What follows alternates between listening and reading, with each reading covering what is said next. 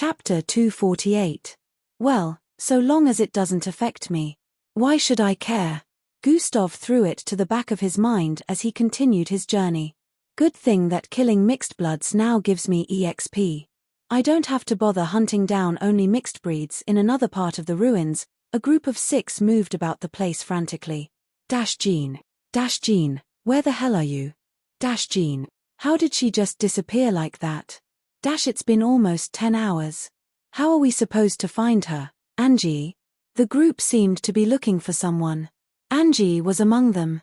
She paused her steps after dashing across the place repeatedly. We have to retrace our steps, Angie muttered. We'll have to go back to the area we spent the night, Angie proposed. The other teammates nodded in agreement and started turning around. The male participants with white dreadlocks in the group looked around the passageway with caution. Rumors have been spreading around about a silhouette. He whispered softly into Angie's ear. I also heard about it. While looking around the place, I questioned a few of the groups I met, and they said we should leave this area as soon as possible, Angie whispered back. Then we shouldn't be going back, should we? The boy asked with a confounded expression. Don't tell the others. We must find her first before leaving this area, Angie said before proceeding to move forward. The participants behind sighed before proceeding to also move forward. After they had all gone, a silhouette phased out of the wall on the left. Slurp. Slurp. Hihi, to find her means you must find me since.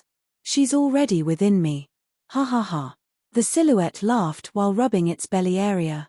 You have killed a serial ranked mixed blood, plus 15,000 EXP. You have killed a serial ranked mixed blood, plus 15,000 EXP. Gustav was at it again, slaughtering a bunch of inmates that were going against a combination of several groups. This clash was like an ongoing war. Around 50 participants were gathered here battling against these inmates that were over 40 in number. Gustav just happened to meet them while wandering about. To the groups of participants, it felt like he was helping them. However, Gustav was only doing this for his own selfish gains. The crowd was a good cover-up for him to perform his deeds. Gustav noticed that among all the inmates he had slaughtered, none of them surpassed the serial rank. He knew this wasn't their original strength since, according to the briefing, these criminals were weakened before thrown into this place. He figured, the criminals being sent here were all probably on the same level of strength. Which brought him to the conclusion that the government only had the power to reduce the strength of criminals to a particular level. This meant there were other prisons with more powerful criminals who would be beyond the serial ranked level even after they had been weakened. Gustav used his claws to decapitate another mixed blood criminal, causing their numbers to reduce to around 7. At this moment, the mixed blood inmates were started to pull back. They stared at the participants in fear. To be more accurate, they were staring at Gustav in that manner since he had slaughtered a bunch of them single-handedly. Just who is that kid, and why is his strength way higher than the rest? This was the thought of the inmates as they pulled back. There were a lot of strong participants in the combination of groups, but they noticed that Gustav stood out more. This is not just because of the way he fought or his strength, but because he never hesitated when striking a deathly blow. Unlike the others who seemed inexperienced, he was like a pro. No emotions showed on his face when striking down an opponent. Within the building that was a few kilometers from the barricade surrounding the Kaskia ruins, leaders of the MBO from different parts of the world gathered around a table. They seemed to be having an argument as they watched the footages being displayed in a holographic form above the table. Chatter, chatter, chatter. Has bloody ruthless. Like an emotionless killing machine. Where did this young beast come from? Remember has not the only one. That girl has also proven to be a psychopath. The other green-haired boy still seemed pretty okay, but these two, the blonde boy and the indigo-haired girl, must be real psychopaths. Even if they pass, I suggest they undergo a mental evaluation. Kids their age aren't supposed to be like this. The officials voiced their concerns and suggestions as they watched different locations in the Kaskia ruins being displayed in the holographic projections. They seemed to be mostly focused on the projection where lots of inmates were being slaughtered by the participants. Gustav could be seen casually tearing limbs and heads apart as he moved across the battle area like a reaper. One of the officers in the room, dressed in a more and obviously dignified outfit than the rest, raised his left palm. Silence. The room immediately became silent. We should be celebrating that we have gotten such talented youngsters to participate in the test, he started speaking. So why is it that you lot seem quite dissatisfied? He asked. Silence. These youngsters, if groomed properly, will become the next generation of future leaders of the MBO and lead Earth to achieve more glorious deeds. They even have the ability to surpass the present generation. So, I ask again. Why do you lots complain? The room remained silent once again for a few seconds before a person positioned on the south of the table raised his hand. If I may say, Great Commander Shen. He voiced out. You may speak, young Joe. The man hailed as Great Commander Shen gave the go-ahead. The other commanders aren't alarmed for no good reason. Young Joe started speaking. Everyone listened attentively to young Joe's speech. Looking at these two mentioned, particularly the blonde youngster, don't you find it abnormal that they can perform such deeds without the slightest bit of hesitation? Just how much would kids of their age be groomed and trained to be able to achieve such state of mind on the battlefield? Everyone still waited to see what Hung Zhou was getting at. The worries of the commanders aren't unfounded because this blonde youngster was trained by someone that you all consider dangerous, young Zhou stated. Mutter, mutter, mutter. And who may that be? Great Commander Shen asked the same questions on everyone's mind. It is none other than the one known as the Demon Queen. Young Mistress Amy. Immediately Hung Zhou revealed this, the entire room went silent again as the official's expression were that of disbelief. A strange tension suddenly filled the air as everyone stared at Gustav on the projection again. Are you sure about this, young Zhou? Great Commander Shen voiced out. Bang!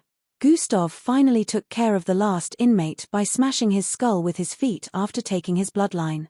That makes it a total of 23. Gustav calculated the number of bloodlines he had taken so far. Hey! I finally caught up to you. A young female voice was heard coming from the passageway up ahead. Gustav stared at the short, cute but violent-looking girl with indigo-colored hair that had just arrived. Sigh. Chapter 249. Gustav stared at the short, cute but violent-looking girl with indigo-colored hair that had just arrived. Sigh. This happened to be the same girl he jumped over at the stairway leading to the ruins. Gustav could tell that she would be a nuisance. Now, I've caught up to you, she voiced out while laughing. Gustav stared at her like she was retarded. She had been trying to catch up with him since the beginning, just like the participants that started a fight so they could be the first to reach the bottom of the stairway. Well, now that you've caught up to me, what's next? Gustav asked as another sigh escaped his lips. The girl's face instantly froze up after hearing that. What's next? She muttered with a low tone. For several seconds she stood in place with a contemplative look, unable to say a word in response to Gustav's question. Gustav only shook his head and started moving towards the other passageway. Some of the participants in the vicinity that took part in dealing with the inmates earlier walked up to Gustav and asked for him to be a part of their team. However, Gustav refused all of them as usual and kept on walking towards the other passageway. Hey! He heard a shout from behind and already figured out that it was the same indigo-haired girl. What is it? Gustav asked while pausing his footsteps. Let us compare the number of stones we have gathered, the girl proposed. Gustav turned around to stare at her. Her body size must be equal to her brain. Immature in every way, Gustav could sense the zeal to be the best within her. This girl wanted to be better than everyone. It would seem she derived joy in knowing and showing that she was the best. Gustav guessed that she must have been above everyone else in her life throughout her lifetime, which gave her a kind of zeal to dominate others. Idiot, Gustav voiced out and turned around to keep walking. Hey! Hold it right there. Zwoosha. Before she could complete her sentence, Gustav had dashed off into the distance. That. She pointed in the direction Gustav dashed off into with a look of anguish. What are you looking at? She shouted out at the participants behind before also dashing forward. Some of them flinched backwards in fear. These participants recognized her due to the fact that she had become quite popular when she decapitated the mixed breed they met at the stairway. They knew better than to mess with her. Some of them that witnessed her brutality couldn't tell who was stronger between her and Gustav. What made her even more mysterious and scary was the fact that they couldn't figure out her bloodline ability, unlike Gustav, who they had seen transforming. Swoosh! Gustav passed through different passageways as he dashed across the ruins. It was already nighttime, so he was heading back to a particular location that he had decided to sleep in for the night. Not only would he sleep in here for the night, but he had also decided to stay cooped up in there for the next 2 days. After running for about 20 minutes, Gustav arrived in a sloppy area. This area wasn't like the others. Moving on, it was like going down a mountain slope. The difference was, it wasn't as sloppy as that of a mountain. Gustav paused his running and slid a few feet forward before stopping in front of a wide hole. Prrkk. Prrkk. Stones rolled down from his feet position into the wide hole. Any little sound echoed due to the silence of the place. The hole was so wide that it covered the entire area. There was no way he could keep going forward since it was like a dead end. A person would have to go back and look for another route if they wanted to get to the other end of the hole.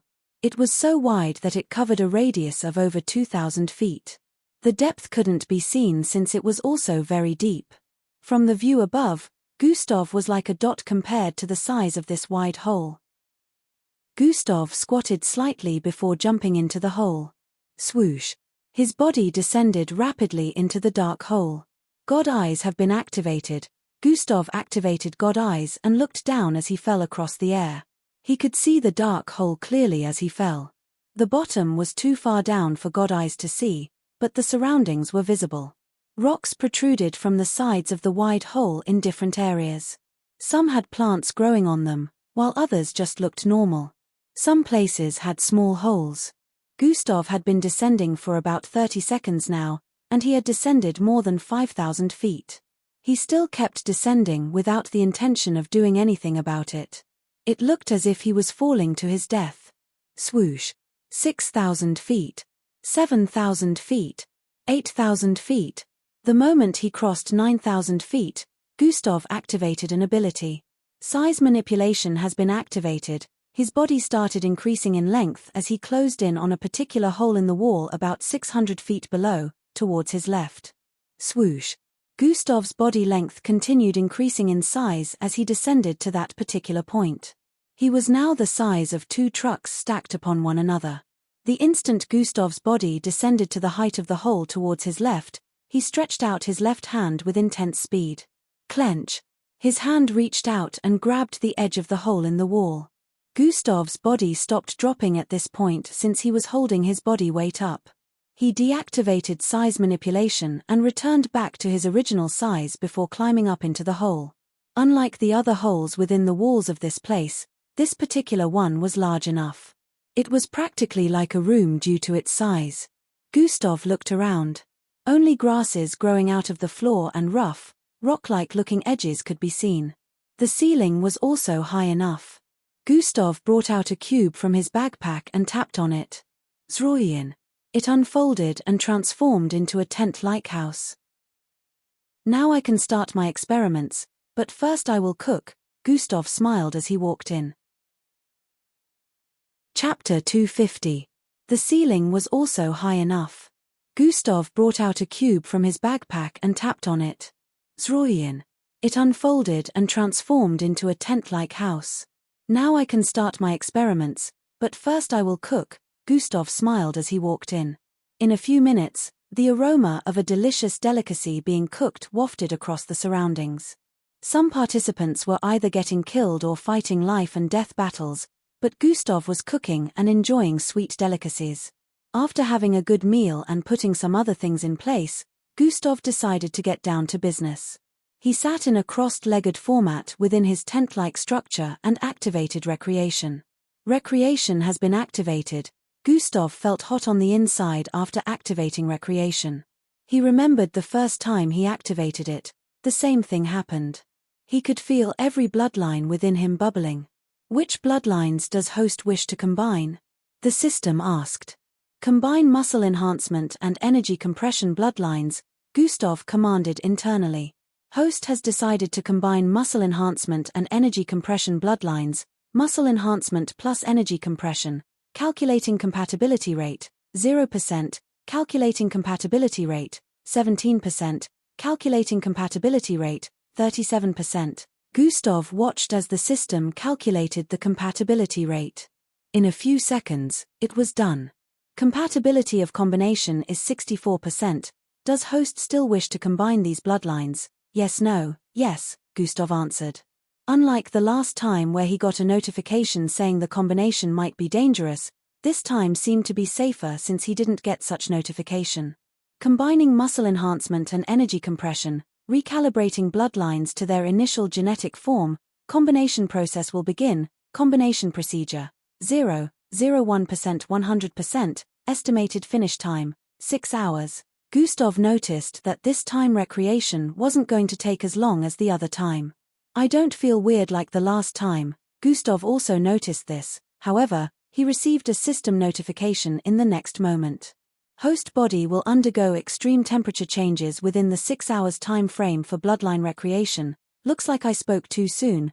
Gustav had a wry smile on his face after noticing this notification. It turned out that there would be different effects for the combination of different bloodlines. Gustav had been thinking it was going to be like the last time where he was unable to control his little brother down there, but now, he confirmed that there would be a different effect each time. This is good too. I can sleep on it.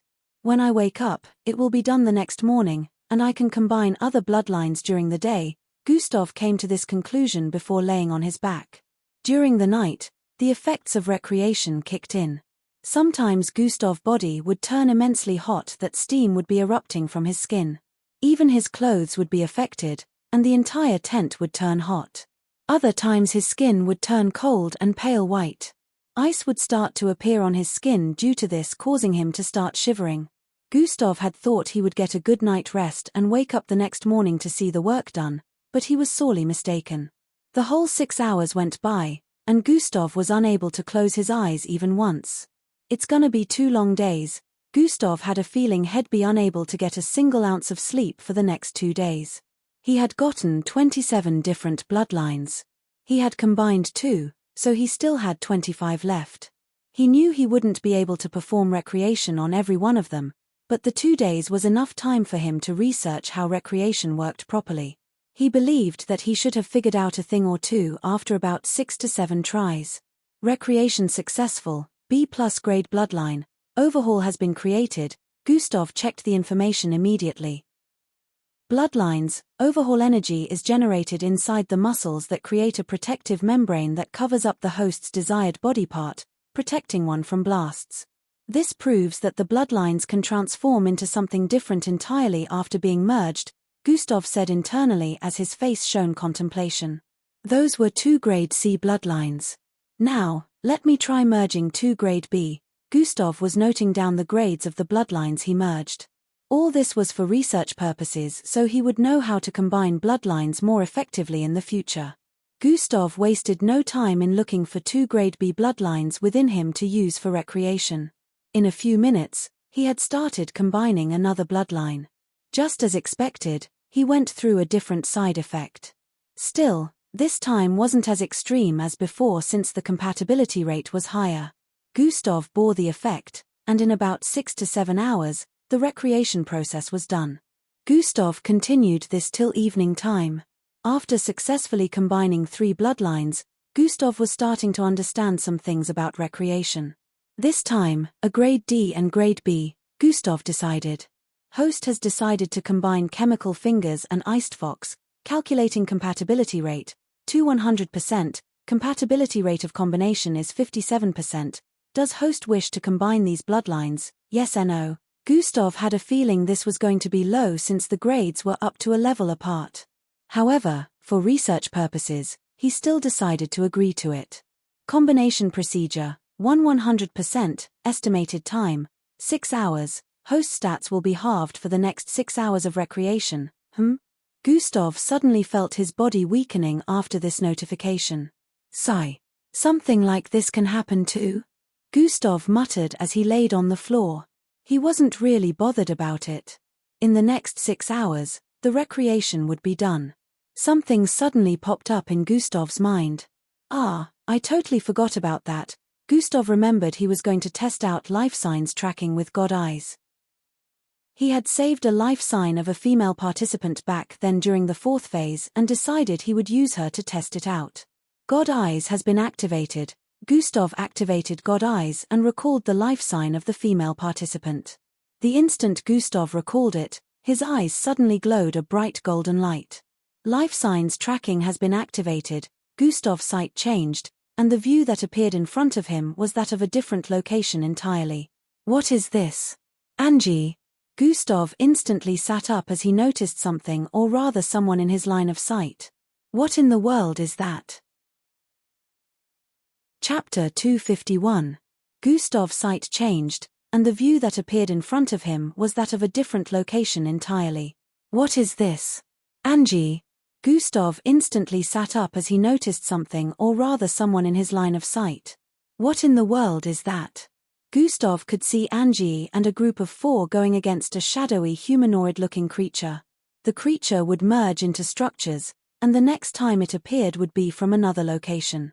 The instant it grabbed onto a person, the person's body part it made contact with would be covered in a web of blackish substance. Instantly, that body part will lose function, and the creature would gain control of it. At the moment, piles of body parts could be seen on the ground. Heads, limbs, ears, eyeballs, etc. A boy sporting white dreadlocks was currently engaging in the battle with a single arm. His left arm was among the arms sprawled all over the place. Gustav could already guess what happened when he noticed those tendrils of the black web on the body parts scattered all across the place. Gustav could only see what was going on, but he couldn't hear anything. When he tried looking down, he could see eyelashes and a pointy nose that obviously belonged to that of a girl. Gustav could tell that he was seeing from the position of her forehead, but that didn't last for long. He suddenly noticed the creature appear in front of his line of sight, covering the whole view. The next thing that happened was his line of vision tilted before he was disconnected from the girl. What just happened? Did she just get decapitated? Gustav said internally as he hurriedly stood to his feet. That thing was like a physical shadow. Could that be the silhouette I've heard about? A frown appeared on Gustav's face as he figured that this was the case. To fight something that cannot be touched physically is practically impossible for Angie. If she wanted to use a cumulative blast, she would need a large space to run in. Also, it isn't very advisable to use an attack that covers a wide range underground due to possible structural collapse. She must be limiting her abilities because of the group. Gustav sighed as he made an analysis based on what he saw a while ago. Sigh, Angie is just being Angie. This situation just had to happen in my current circumstance, Gustav sighed as he spoke. He checked his stats and noticed that they had truly been halved. Although Gustav was surprised when he noticed the silhouette, he wasn't really worried because he knew Angie could escape from that place with her full speed if she wanted to. The only problem was she wouldn't be willing to leave the rest of the group to battle with the silhouette on their own. He already saw tears in her eyes as her teammates were being butchered. I have to go. Gustav's face turned serious as he started to transform. Black scales appeared on his body as ram horns grew out of his head. In a few seconds, Gustav had completely transformed into a large mixed-breed serpent. His clothes were torn apart in the process as his current size took nearly half of the space in the cave-like hole. He hissed as his body wriggled out of the hole with speed and started climbing upwards towards the top of the hole. Sprint has been activated. Swoon. Gustav, in his transformed state, crawled upwards across the walls of the hole. He coupled sprint with the normal speed of the Savarinia serpent mixed breed. At least the stats getting halved didn't affect my bloodlines or skills. I can still make use of them at their original power, Gustav said internally as he noticed this. His speed may have been reduced, but it was still fast when he coupled sprint with the serpent's transformation. In about 2 minutes, Gustav had climbed out of the hole and transformed back into human form before letting his feet take the form of the Bloodwolf. Originally, the Bloodwolf could move at 100 feet per second. Still, when Gustav activated sprint, It was close to his original speed when sprint was activated. The Blood Wolf was the fastest transformation in his possession, so that was the best to use for the current situation. Swoosha. Gustav dashed with speed across the passageway he first came into contact with. Even though life sign tracking had been deactivated, Gustav was still able to sense how to get to the location. He moved as fast as he could at the moment. He could have still boosted his speed by combining dash and sprint. However, he felt he should conserve energy for the upcoming battle since he only had little information about the silhouette. Be okay till I get there, Angie. Gustav couldn't just get rid of the nagging feeling tugging at the back of his mind. Underscore underscore underscore underscore underscore underscore underscore underscore underscore underscore underscore underscore underscore in the part of the ruins where the battle was ongoing, for participants with fatigued-looking faces engaged the silhouette in front. They couldn't touch the creature since a single touch would cause their hands to be infected with blackish energy. Even their long-ranged attacks were barely effective. Angie was practically useless in the fight. All she could do was run around throwing some things she picked up at it. The silhouette was currently handling their attacks with ease while feeding on the arm of a team member. Slurping and crunching sound reverberated across the place as it chewed casually. It was almost like it was mocking them. "You bastard! How could you eat Maddie?" One of them shouted out as he swung out spiky rocks towards the silhouette. Tears and snot had covered his face, which was filled with panic and rage. He. She's delicious, delicious, yummy, tasty. Laughter could be heard coming from the silhouette as it phased into the ground, dodging the attacks before phasing out of another part of the ground where corpses could be seen. The silhouette quickly grabbed onto the leg of a female corpse and tore it from her body. A wide opening appeared in its face area, and it proceeded to dip half of the leg from the thigh area into its mouth before biting down with intensity. The group eyes turned red even more as they witnessed that. However, before they could attack it, it disappeared once again, only for it to reappear about 300 feet away. It stared at the group with a taunting look as it feasted on the legs of the girl. "Arth!" One of them shouted out and dashed towards it with a crazed look. "Johnson, no!" The group screamed out, but he totally ignored them. A large grin appeared on the face of the creature as it watched the boy approach him. Just as it was preparing to attack the boy, swoosh, Angie swooped in and grabbed onto the boy before forcefully returning back to their initial position. "Don't be stupid. The closer we are to it, the more shadows it will be able to manipulate and deal with us," Angie voiced out with a slightly annoyed tone. Chapter 252. She was also angered and pained by what had gone down here today. She watched her group members get slaughtered like live stocks, and she blamed herself for it. She wanted to find the teammate that disappeared by all means and ended up dragging the rest of the teammates into the current predicament. Not only had the teammate who they had been looking for died, some of them that followed her here had also lost their lives to the silhouette. One of the 4 teammates who were currently alive had lost his left arm because he had to cut it off the moment it became infected with the blackish web gotten from making contact with the silhouette. He didn't want to end up attacking anyone due to his body being manipulated, which was why he had to make that decision. "We're at a disadvantage because we're in a dim vicinity," Angie muttered.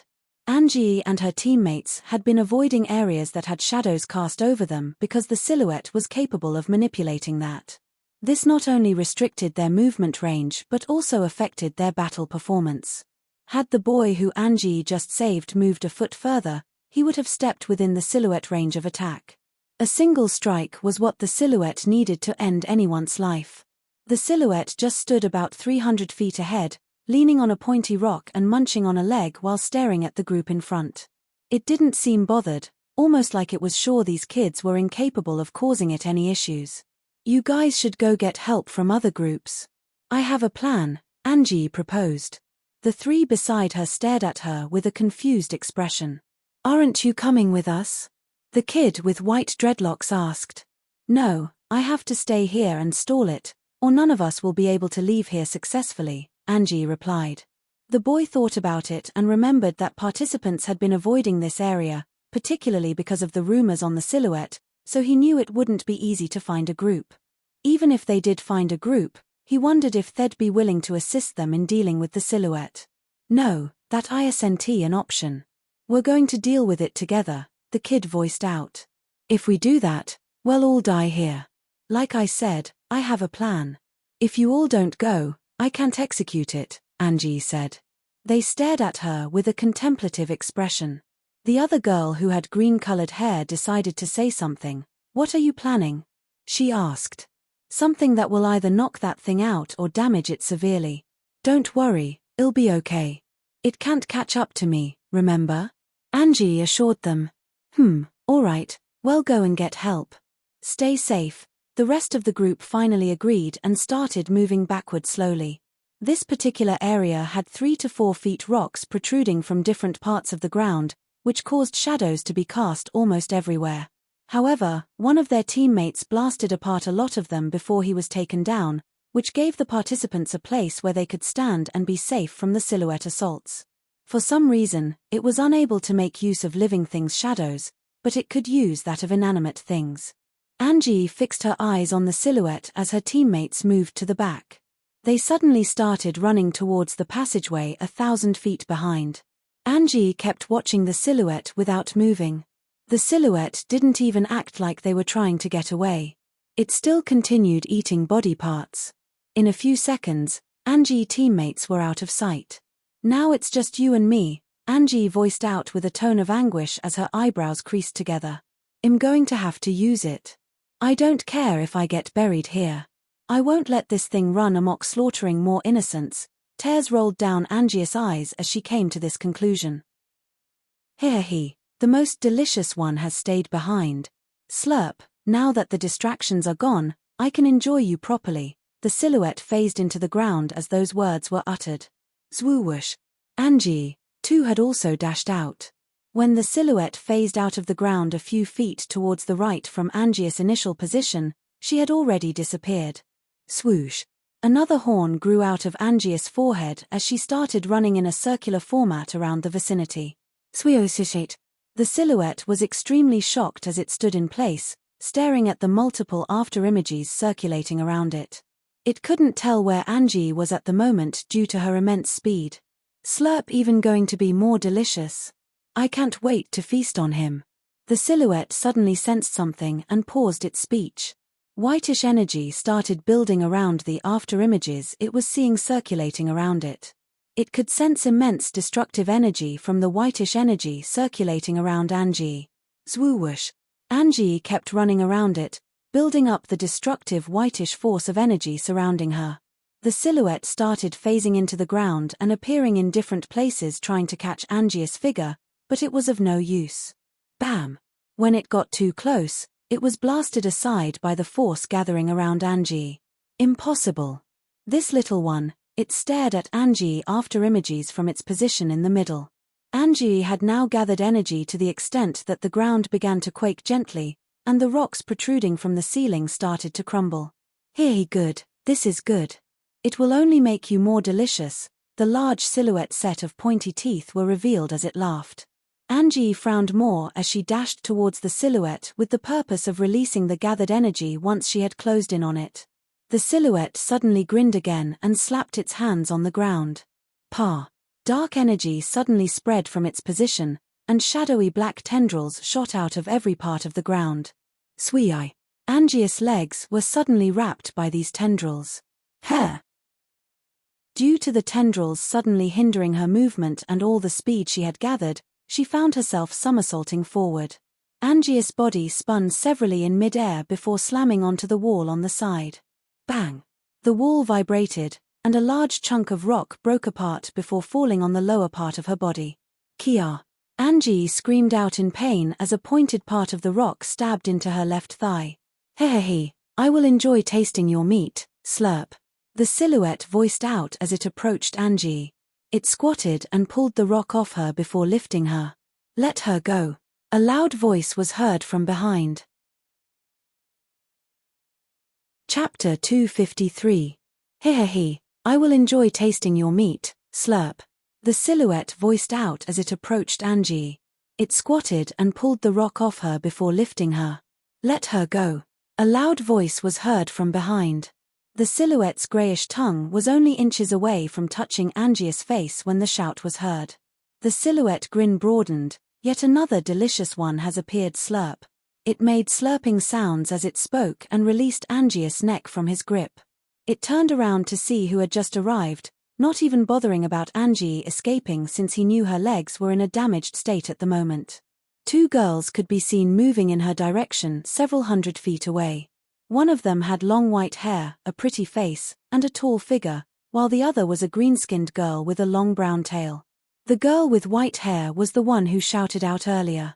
Even the silhouette had thought it was a single person, but the moment he turned around, he figured he was wrong. I didn't sense the presence of that green-skinned girl. The silhouette stared at the green-skinned girl in particular with knitted eyes. Both girls were obviously Glade and Maltida. They had arrived just in time before the silhouette could finish Angie off. "Angie, are you okay?" Maltida shouted as they closed in on them. Angie gathered her strength and pulled her body to the side before replying, "I'm okay." Even though her thigh was bleeding, she didn't want to be a dead weight, so she tried to get out of their range. The silhouette scrutinized Glade intensely and noticed something. What is the red energy that covered her entire figure? It wondered. However, before it had enough time to gather, its thought Glade suddenly dashed out. Zwoosh. Although her speed was nothing compared to that of Angius, her explosiveness was nothing to scoff at. The red ore-like energy covering her entire figure intensified, and two large red sickles were conjured out of thin air. Grab. Grab. Glade grabbed them both and hacked down at the silhouette in an X format with both sickles. The air vibrated as both sickles traveled towards the neck area of the silhouette with intensity. Phoom.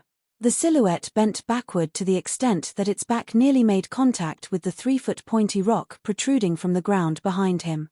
Both attacks missed him as he used that opportunity to sink into the shadows and appear behind Glade. Glade had extremely fast reflexes, so she responded by spinning and swinging her left arm out in the process. Slash. Once again, her sickle aimed for the head of the silhouette, who dodged quickly towards the side. Slash. Swerve. Slash. Swerve. Slash. Swerve. Glade was not giving the silhouette any leeway or time to think as she kept bombarding it with different attacks. While Glade was busy engaging the silhouette, Maltida had approached Angius' position. Amazing. She's handling it all by herself. Angie was astonished as she watched from the side. Don't let it touch you. It's dangerous.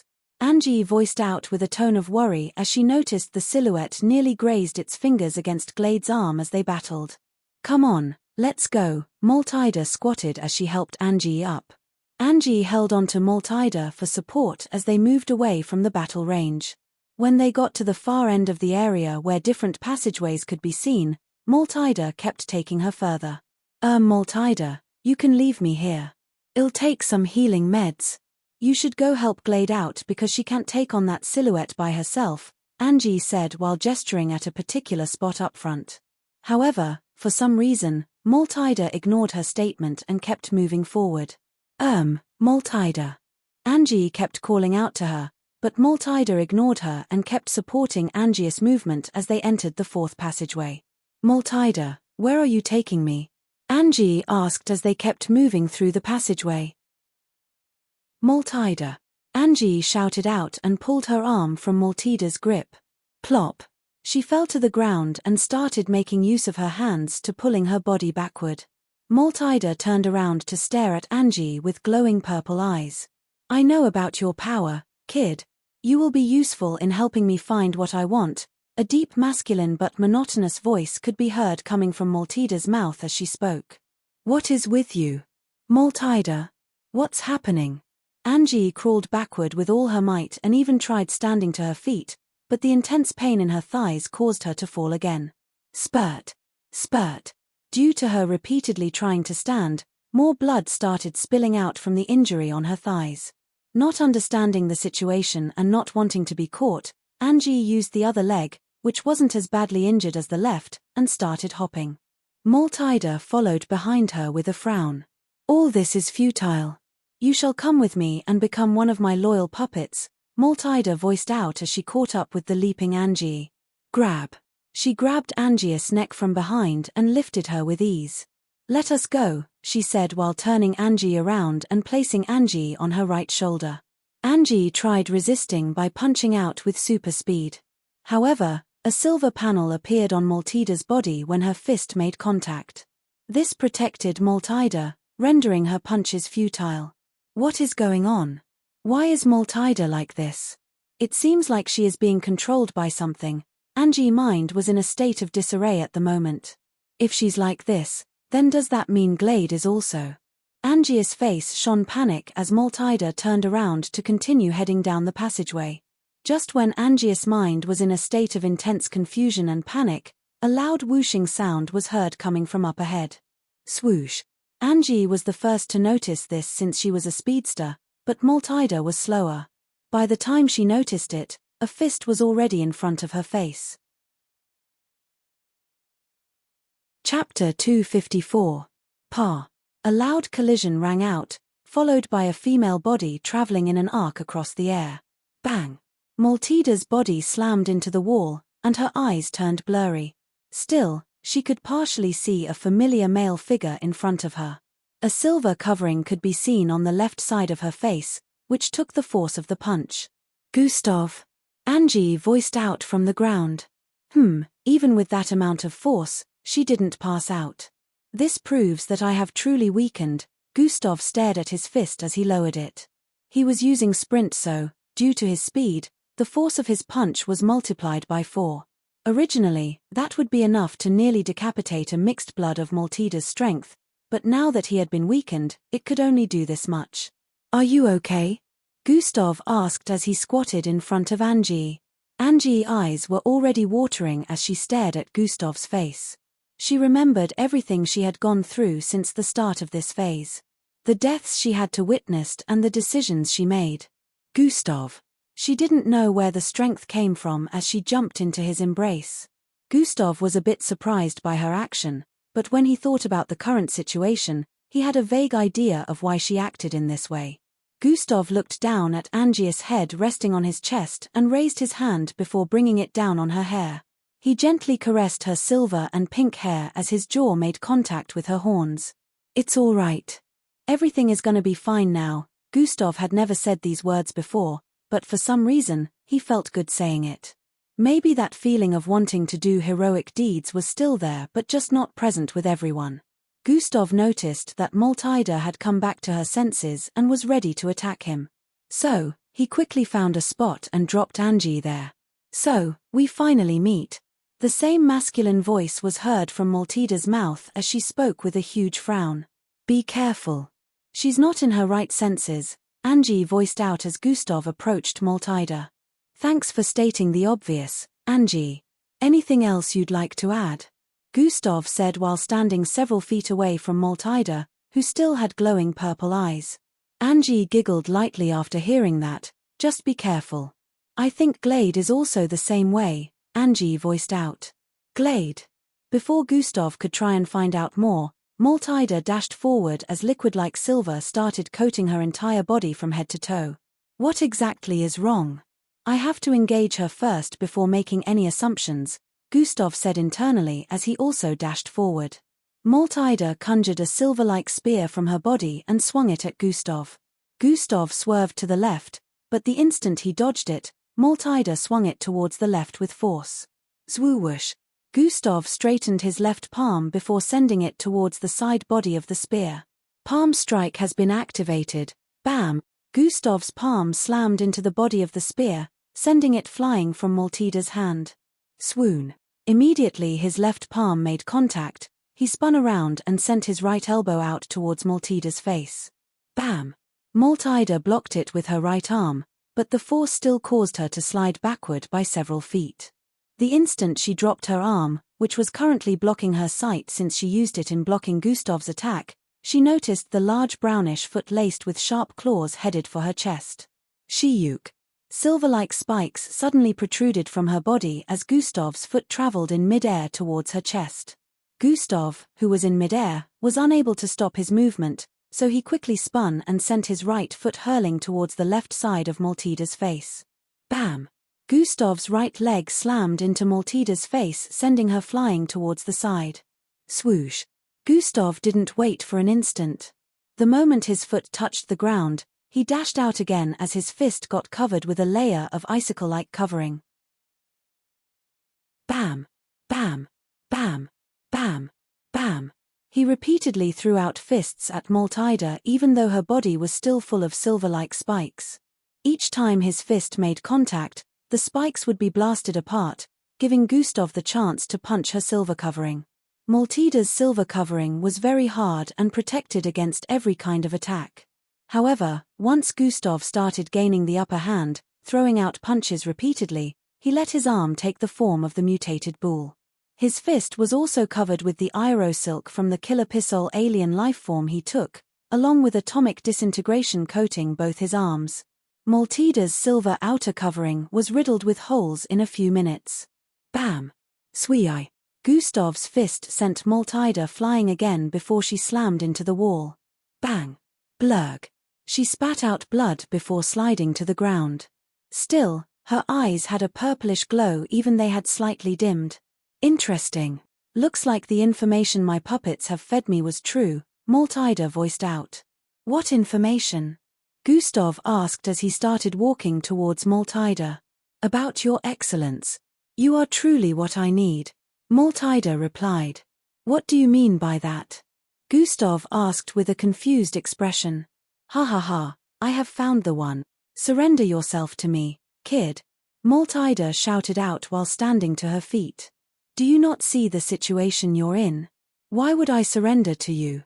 Gustav responded as he continued walking towards her. If you want this vessel to be free, you have to. Maltida said with a smile, I'm sure you share some attachments to this person. Gustav stood in front of Maltida and smiled. You think I care? He voiced out before grabbing Maltida by the neck. Cough. Cough. Cough. Gustav gripped her neck tightly as he spoke. Haha, did you really think you could get me with this? He continued to squeeze as he spoke. Did I miscalculate? How could she share such memories with him, and he holds no regard for her? Maltida's face showed a choking look as the being controlling her mind thought. The being stared at Gustav's expression from his Maltida's point of view. Has a crazed kid this one. Has not bluffing. He doesn't care. The being realized this as he stared at Gustav's uncaring expression. I better withdraw from this vessel before I get affected by her death. I cannot afford to lose a single ounce of power, the being concluded. Do not delude yourself, kid. I shall have you soon. My puppets shall bring you to me in due time. Gustav heard these words in his mind as the purplish glow in Maltida's eyes faded. The voice sounded exactly the same as the one coming from Maltida's mouth earlier. Plop. Maltida fell to the ground and passed out afterward. Maltida. Angie shouted out from behind and ran towards Gustav and Maltida's position. She took a healing capsule a while ago, so her injuries had almost healed up completely. Is she dead?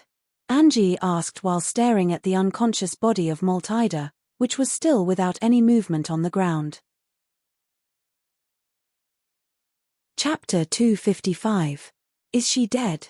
Angie asked while staring at the unconscious body of Maltida, which was still without any movement on the ground. Angie checked if Maltida was breathing and found out that she wasn't. Angie still checked for her pulse, but there were still no signs of life. Angie stared at Gustav, whose face was still as uncaring as ever. You didn't have to. Angie didn't even know what to say. She understood how everything got to this point, but she still felt conflicted because this was someone who had ties to Gustav. Gustav turned around and started walking away. Recheck her pulse, Gustav instructed as he walked forward. Angie didn't understand why he said that, but she decided to do as instructed. Huh! She suddenly felt pulse movement from Maltida. Twitch, twitch. Maltida's eyelids twitched twice, proving that she was still alive. How? I clearly felt no pulse from her a while ago. Angie checked again to be sure and even placed her fingers underneath Maltida's nostrils. She had started breathing once again. Angie stared at Gustav's back with a look of astonishment, wondering what he did. Unbeknownst to her, Gustav never intended to kill Maltida. He knew so well about mixed blood's anatomy, so he had applied pressure on the part of Matilda's neck that cut off her oxygen supply for a few seconds. It also caused the throbbing of her pulse to slow down. Angie had thought she was dead due to all these. Gustav questioned Angie about the situation so he could get as much info as possible to deal with the threat at hand. She explained to him all that had happened so far, including how her group ran into the silhouette and nearly got wiped out. She also told him how Maltida and Glade came to her rescue, which led to the current scenario. However, when it came to the current scene, which led to the battle between Gustav and Maltida, Angie was just as clueless as Gustav. The only thing she could mention was that whoever was controlling the mind of Maltida wanted her for an unknown reason, and now Gustav knew that the unknown person also wanted him. The question that plagued their minds now was, why? For what purpose would that person be after them? Gustav started drawing out possible reasons and plots in his mind. Nevertheless, without more information, he couldn't narrow down the thousands of possible reasons this would be happening. However, one thing Gustav was sure of was the fact that whoever was doing this is definitely an alien inmate. His reason for thinking this way was based on the level of strength of every inmate he had met so far. Every inmate was within the serial rank, but when it came to aliens who didn't have the same power system as mixed bloods, their strength varied. The Killer Pistol and Arcanades were proof of that. They were way more powerful than the mixed blood inmates. Gustav could tell that it would be impossible for a mixed blood on the serial ranked level to control multiple minds simultaneously. Since the person mentioned that they would be sending more puppets after Gustav, it was safe to assume they controlled more participants aside from Glade and Maltida. Although this wasn't a very useful fact, it made Gustav prepare his state of mind for whatever was going to come next. Around 5 hours left, Gustav said internally while staring at Angie and Maltida, who was still unconscious on the ground. He would have liked to ask Maltida about the being that inhabited her mind, but time was of the essence. He couldn't wait for her to regain consciousness because he could tell that whatever this was, carried more danger than the silhouette. "You're gonna stay here with her, Angie. I'll have to deal with this on my own," Gustav stated as he started walking forward. "No, we're going to deal with it together," Angie voiced out with a look of determination while standing up. At this point, her injuries had healed completely. However, a look of fatigue could be seen on her face. Even though she had healed up due to the meds, her energy had almost been completely depleted. She and the group had been battling the silhouette for a long time, and the meds also made use of her energy to grant her healing. Gustav paused his footsteps and turned around to stare at her.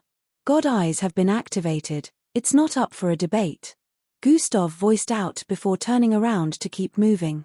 "Take care of her and hide out somewhere till I'm back," Gustav instructed before dashing forward with speed. Angie wanted to follow, but she remembered that Maltida was still unconscious behind her, so she stopped herself. Gustav was out of sight in no time. "Please wake up soon so we can go help Gustav," Angie hoped with a low tone while squatting to lift Maltida up. Gustav had already arrived in front of Glade and the silhouette's battle scene, and to his surprise, he could still hear the sounds of attacks as he closed in on the area. He paused thousands of feet behind and watched Glade engage the silhouette masterfully. According to Angie, making contact with the silhouette wasn't an option, but what he saw made him doubt that claim. Glade was currently engaging the silhouette with her bare hands. Although the silhouette was obviously stronger in terms of strength, the expression of disbelief was still noticeable on the silhouette's faceless face area. Bam! Bam! Bam! Bam! Bam! It made contact with Glade repeatedly, but she was unaffected by its touches. "Why don't you join me, and I shall restore you back to your full glory once I have gotten what I want." The same voice heard from the mouth of Maltida could be heard coming from Glade's mouth also as she engaged the silhouette. "He, slurp. I don't care about all that, slurp. I only want to eat," the silhouette responded with this while increasing the force of its attacks. Chapter 256. Gustav had already seen what happened to others when the silhouette touched any part of their body, so he wondered why Glade was a different case. God eyes have been activated. Gustav made an analysis of the battle using God eyes. He noticed that the reddish ore-like energy surrounding Glade's figure was what prevented her body parts from being infected by the silhouette's blackish web-like tendrils. "Maybe I can try something," A plan started formulating in his mind upon figuring out the reason behind Glade's immunity. However, Gustav's plan formulation was cut short as two pairs of menacing-looking eyes turned around and stared in his direction. SFC. Glade and the silhouette had just exchanged another blow, so they were still sliding away from each other after making contact. That was when they noticed Gustav squatting behind a pillar-like rock, thousands of feet behind. The silhouette's dark eyes widened as it stared at Gustav. Slurp, I want that one even more, it voiced out while phasing into the shadows on the ground. Oh no, you don't. Hes mine. Glade voiced out before dashing forward with speed. However, the silhouette only needed an instant to arrive behind Gustav. The instant it was phasing out of the ground, it had already transformed its arm into a large shadowy one with 17 blackish claws. Thoom. Gustav leaped backward, dodging the slash of the claws, which slammed into the pillar-like rock he was standing behind, causing a chunk of it to get smashed to pieces. Debris scattered across the place, but the silhouette didn't wait for a second more before dashing forward towards Gustav again. This was when Glade arrived and parried the second slash with her reddish energy sickle. I said hes mine.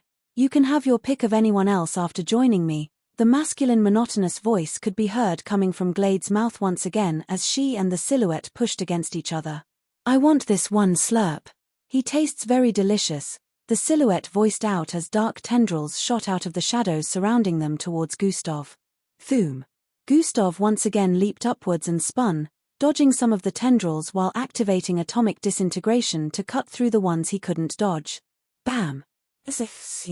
Gustav landed about 100 feet towards the left and slid backward by a few feet. Glade only waved her sickle about 3 times to cut through the dark tendrils that came for her. If I'm not careful, its attack will make contact with me soon. It will take some time to activate that ability, so I have to be careful, Gustav said internally while staring at the silhouette from his position. At the moment, the silhouette was kind of in the middle, while Gustav was on the left and Glade on the right. The three stared at one another warily for a few seconds. None of them were allies, but at the moment, Gustav knew who to work with. Swoosh. Glade dashed towards the silhouette once again, swinging her sickle. The silhouette dodged them tactfully and sunk into the shadows only to appear beside Gustav again.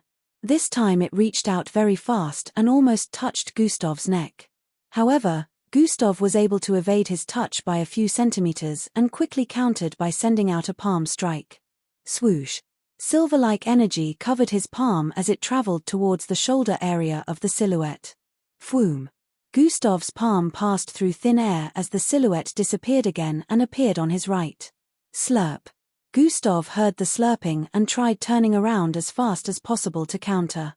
Still, the silhouette's face was just about 2 inches away from his neck. Schwaying. A red sickle appeared in between the 2 inches space before Gustav and the silhouette. It traveled in and horizontally towards the neck of the silhouette. Fwoom. The silhouette was forced to sink into the shadows again to dodge Glade's sickle attack. Hey, you're a nuisance, Slurp.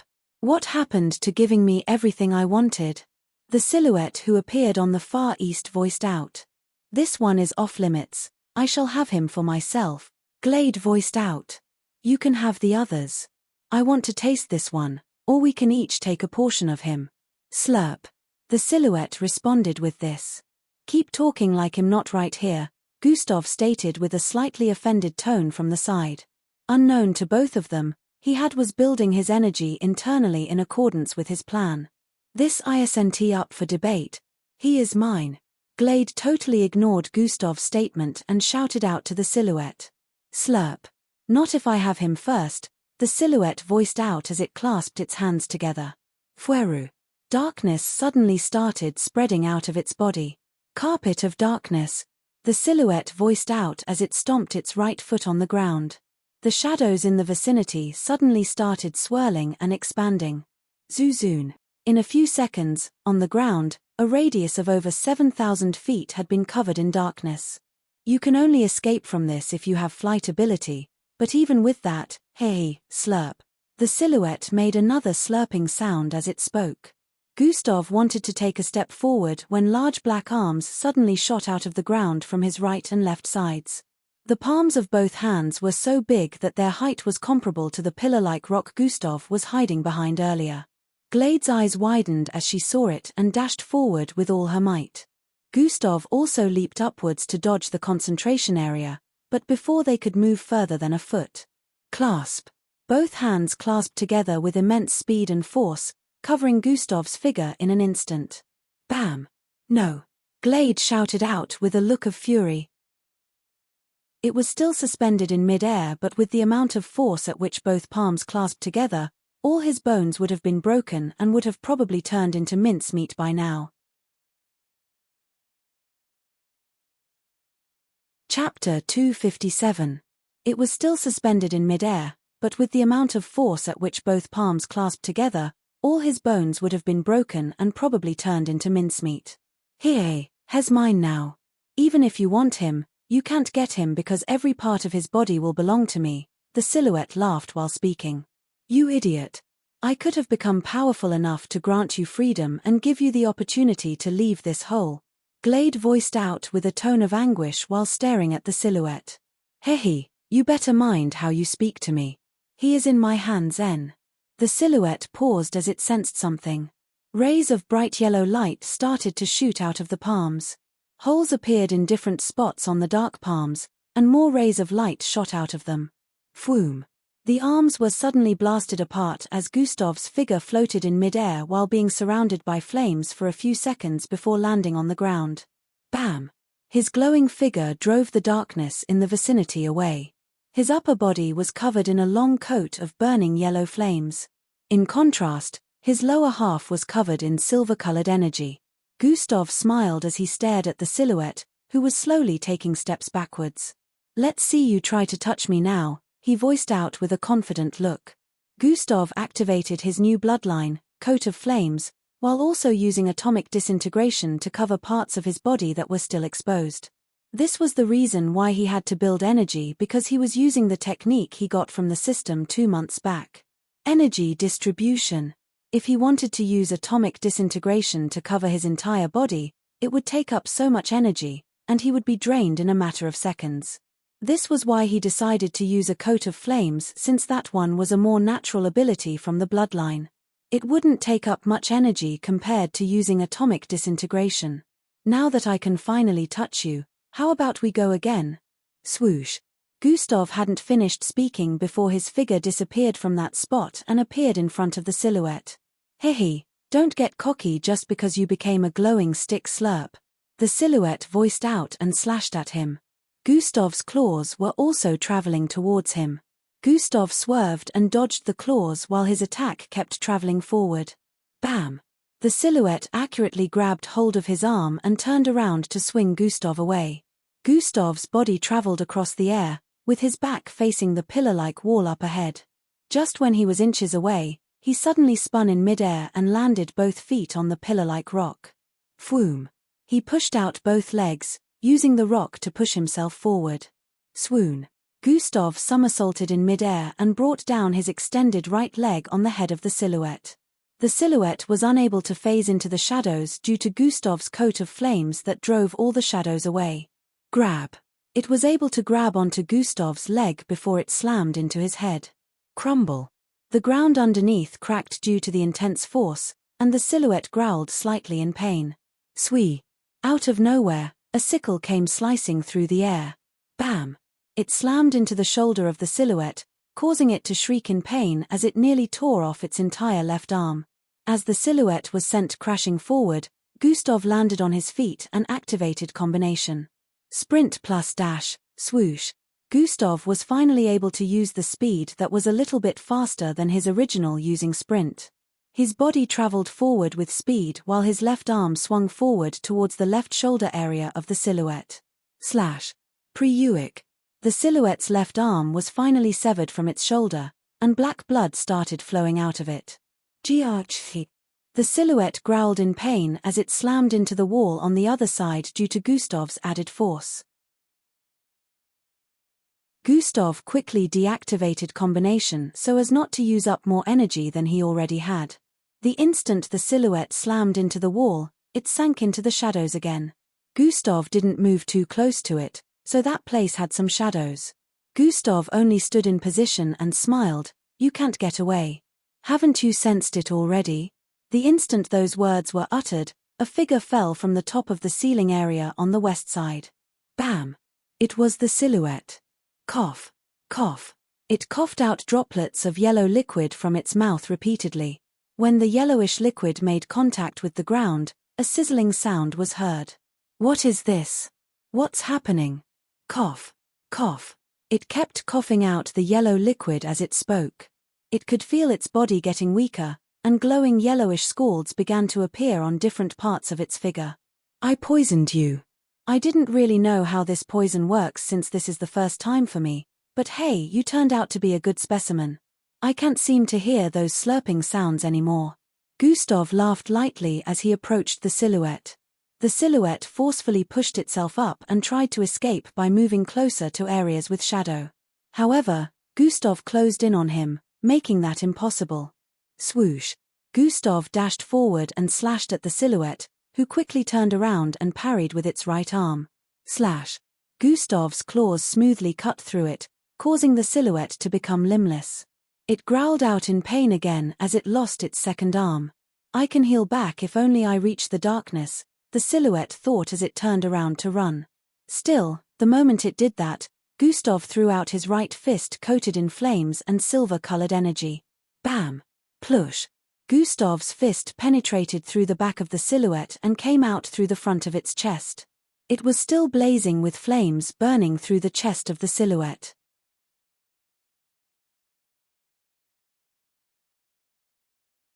Chapter 258. Gustav retracted his fist quickly before the flames could die out, and black blood started pouring out of the fist-sized hole. The silhouette stared at the hole in its chest with a confused expression before falling face flat to the ground. "So, this is how it ends." The silhouette had thought the situation would end with it tasting Gustav's flesh, but to its disappointment, it tried biting off more than it could chew. Gustav raised his foot and brought it down on the head of the silhouette. Bang! Its head burst apart with black liquid flying in all directions. The insatiable silhouette ended up dying with a mind full of confusion. It died without understanding Gustav's existence. Gustav had made use of the coat of flames that poisoned the surroundings with an airborne poison. This helped in weakening the silhouette. Not only had the brightness of the flames helped in restricting the silhouette abilities, but it also helped in poisoning it. Without coat of flames, Gustav would have spent way longer time fighting it, and he wouldn't have been able to escape without grievous injuries if he managed to defeat it. The silhouette was stronger than he was at the moment and was also an alien. The system notified him of it the moment he arrived on the scene. Huh. Gustav noticed the silhouette's corpse was disintegrating into smoke after its death. Gustav quickly squatted and placed his hand on the corpse, trying to see if he could acquire its power. Instead, his hand got burnt due to the high temperature of the corpse. He quickly retracted his hand, but when he noticed no system notification, he placed his hand on the corpse again. Gustav bore the pain and started stabbing his claws into different parts of the silhouette's body, hoping a system notification would pop up, but that didn't happen. In a few more seconds, the body had almost disintegrated into black smoke completely. Gustav retracted his hand and sighed. "What a waste," he said internally before turning around after the body disappeared completely. Gustav felt something and turned around. He stared at the spot where the silhouette's body had disintegrated. A small round stone could be seen in the middle of the ash body outline on the ground. Gustav squatted and picked it up. "You have acquired a Neulovonturian gem, the core of a Neulovonturia. An alien species said to evolve by feeding on other beings with power, evolution stage 5. Gustav stared at the system notification with an expression of understanding. "So, this is why. If its core kept evolving, would it have acquired enough power to escape from the ruins?" Gustav wondered. Definitely not. I'm sure the MBO already knows this too. They wouldn't let it run amok if they didn't know how to catch it if it managed to acquire enough power. Gustav answered his question himself. "Anyways, I'm taking this. Gustav put the core in his storage device and turned around. Glade was nowhere to be found. Smirk. As expected, he made use of the moment I was distracted to leave. Gustav already knew this would happen. In fact, he had hoped this would happen because he already had a plan in mind. God Eyes has been activated. Gustav's irises turned green and scarlet as he activated God Eyes. Life sign tracking has been activated. Gustav's eyes instantly changed color, becoming bright gold. It was glowing so much that it looked like two small fireflies flying side by side in the distance. Gustav pictured a life sign in his mind that looked like *+*, and what appeared in his line of sight was a different environment from the one he was currently in. Earlier, when Gustav was watching Glade and the silhouette battle using God Eyes, he saved Glade's life sign. Now he was currently connecting to her life sign and seeing from her point of view. Glade was obviously in motion due to the constant up and down movement as well as the stalactites being dodged and passing by the sides. Glade was currently moving very fast in an area that had lots of greenish-looking stalactites and stalagmites. Gustav kept watching through her line of sight, wanting to see where she was headed to. Glade felt weird as she moved, but looking around, she didn't notice anything, so she decided not to bother. She kept running, and after leaving the area, she went through another passageway. Even though his energy was being depleted, Gustav had to keep watching so he would discover the location of the person he was dealing with. If he had decided to surrender and follow Maltida, he would have discovered the place. Still, he wouldn't know what to expect, so that would have been a truly foolish decision. This way, he could gather more information without being noticed. After another 20 minutes went by, Glade arrived in a particular massive passageway. This one was the biggest so far that Gustav had seen, and it also looked familiar to him. Glade moved forward more and turned towards the left when she got to a particular place. A large wall could be seen when she passed through the exit point of the passageway. It was literally a dead end. However, Gustav could see about 2 more participants walking out with purplish glowing eyes like Maltida and Glade. This was also when he noticed the huge hole in the wall where a square-shaped rock was positioned. Sweain. 2 eyes suddenly opened up on the rock, and they also glowed purple like the others. Glade knelt on the ground the moment those eyes were opened. So, that is it. So much different from what I envisioned. Gustav stared at the rock. He immediately understood that it was the reason for the current situation. What he wanted to know at the moment was the plan of this rock being. You have proven to be quite useful. The same voice that was heard from the mouths of Maltida and Glade could be heard coming from the rock. Too bad you couldn't get him for me. He is a bit too much to handle. Chapter 259. However, he is better than I expected. I never thought I would find someone with multiple abilities. The information you all have on him doesn't do justice to his capabilities. Gustav couldn't hear audio when tracking life signs, but surprisingly this one was heard. Gustav wondered why he would be able to hear the voice of the rock being, and the only sensible reason he could come up with was the fact that it spoke to the minds. Gustav still couldn't hear Glade speaking, but every time the rock stated something, he would hear it. There is no need for worries. He is my ticket out of here. He shall be mine. Go and gather more of those stones for me. I want everything to be prepared for my freedom the moment I have him in my possession. Gustav could more or less guess what Glade was saying from the rock's reply. And from what he had gathered so far, this rock being needed him and some unknown stones which Gustav assumed were the grand stones, to escape from here. It didn't make sense to Gustav. Why must it be him specifically? Do not worry about that. They should be arriving at his location any time from now. The instant Gustav heard those words, he suddenly felt a sense of foreboding. His perception picked up on something in his surroundings, and he instantly deactivated life signs tracking. Gustav's vision returned back to his surroundings, and he stared at the passageways up ahead and behind. This particular area was very large, but in front and behind were more than 7 passageways in total. Tap, tap, tap, tap, tap, tap. Multiple feet tapping on the surface of the ground could be heard coming from every one of these passageways.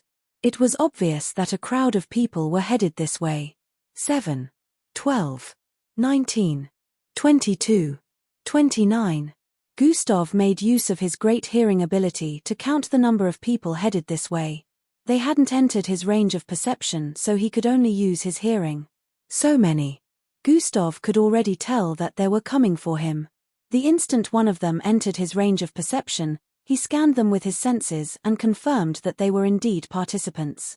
Underscore underscore underscore underscore underscore underscore underscore underscore underscore underscore underscore underscore underscore underscore underscore underscore underscore underscore energy. 1221-25 underscore underscore underscore underscore underscore underscore underscore underscore underscore underscore underscore underscore underscore underscore underscore underscore underscore underscore. Gustav checked his remaining energy. I won't be able to go against so many with such low energy unless I fight without making use of powerful skills, he muttered with a contemplative look. Tap, tap, tap, tap, tap, tap. The tapping sounds kept getting louder. It was obvious they were getting closer. Some had even successfully passed through the passageway and were currently in the vicinity. In a few more seconds, waves and waves of participants started streaming out of the passageway and into the area. They arrived at the middle in no time and paused their movements after noticing that the area was empty. They all had purplish glowing eyes and were numbered in the 40s to 50s. Chatter, chatter, chatter. The Great Lord said he would be here. This location is accurate. How come it's empty? Although they were all being mind-controlled, at the moment they could think for themselves. They were in control of their own body movement, however their minds were plagued with one thought, which was, to capture Gustav. Gustav, who was being sourced for, positioned himself in between two stalactites hanging from the ceiling area with his legs and arms tightly holding onto them both. He watched the crowd of participants from above with a look of astonishment. They had occupied almost every spot below due to their large number. Just how powerful must the rock mental capability be to mind control this amount of participants at the same time? Gustav felt the situation was a bit more dangerous than he thought. Not because of the large number of participants looking to abduct him, but because of the rock itself. There's still about 3 hours left before my stats return back to normal. I have to hide out for now till that time. Gustav didn't want to confront the rock as he was now. He had enough strength to hold on to these stalactites for 3 days if he wanted to, so staying up here wasn't a problem. The only thing he was currently worried about was Angie. He hoped she and Maltida had found a place to hide out. Gustav was currently naked as he held onto both stalactites. His skin tone had changed to match with the color of the stalactites. Even if any of the participants looked upwards, they wouldn't notice because he was currently like a chameleon blending in. Also, the way he positioned allowed more than half of his body to be blocked by the rocks in some angles. Or so he thought. Gustav suddenly felt a chill run down his spine and looked downwards towards the west. Glare. A pair of glowing blue eyes were staring in his direction, and the moment he looked down, their eyes connected. Oh well, shit, Gustav cursed internally as the female participant pointed in his direction. There he is. The entire crowd raised their heads to stare in Gustav's direction, but unlike the girl, some of them didn't notice anything. The distance from the ground to the ceiling area was big, so that made it harder for them to spot any difference. It was obvious that her eyes were special. A few participants who had very good perception were the ones who noticed that something was off with that particular spot. Hez right there. The few that noticed it shouted out and started firing attacks at that spot.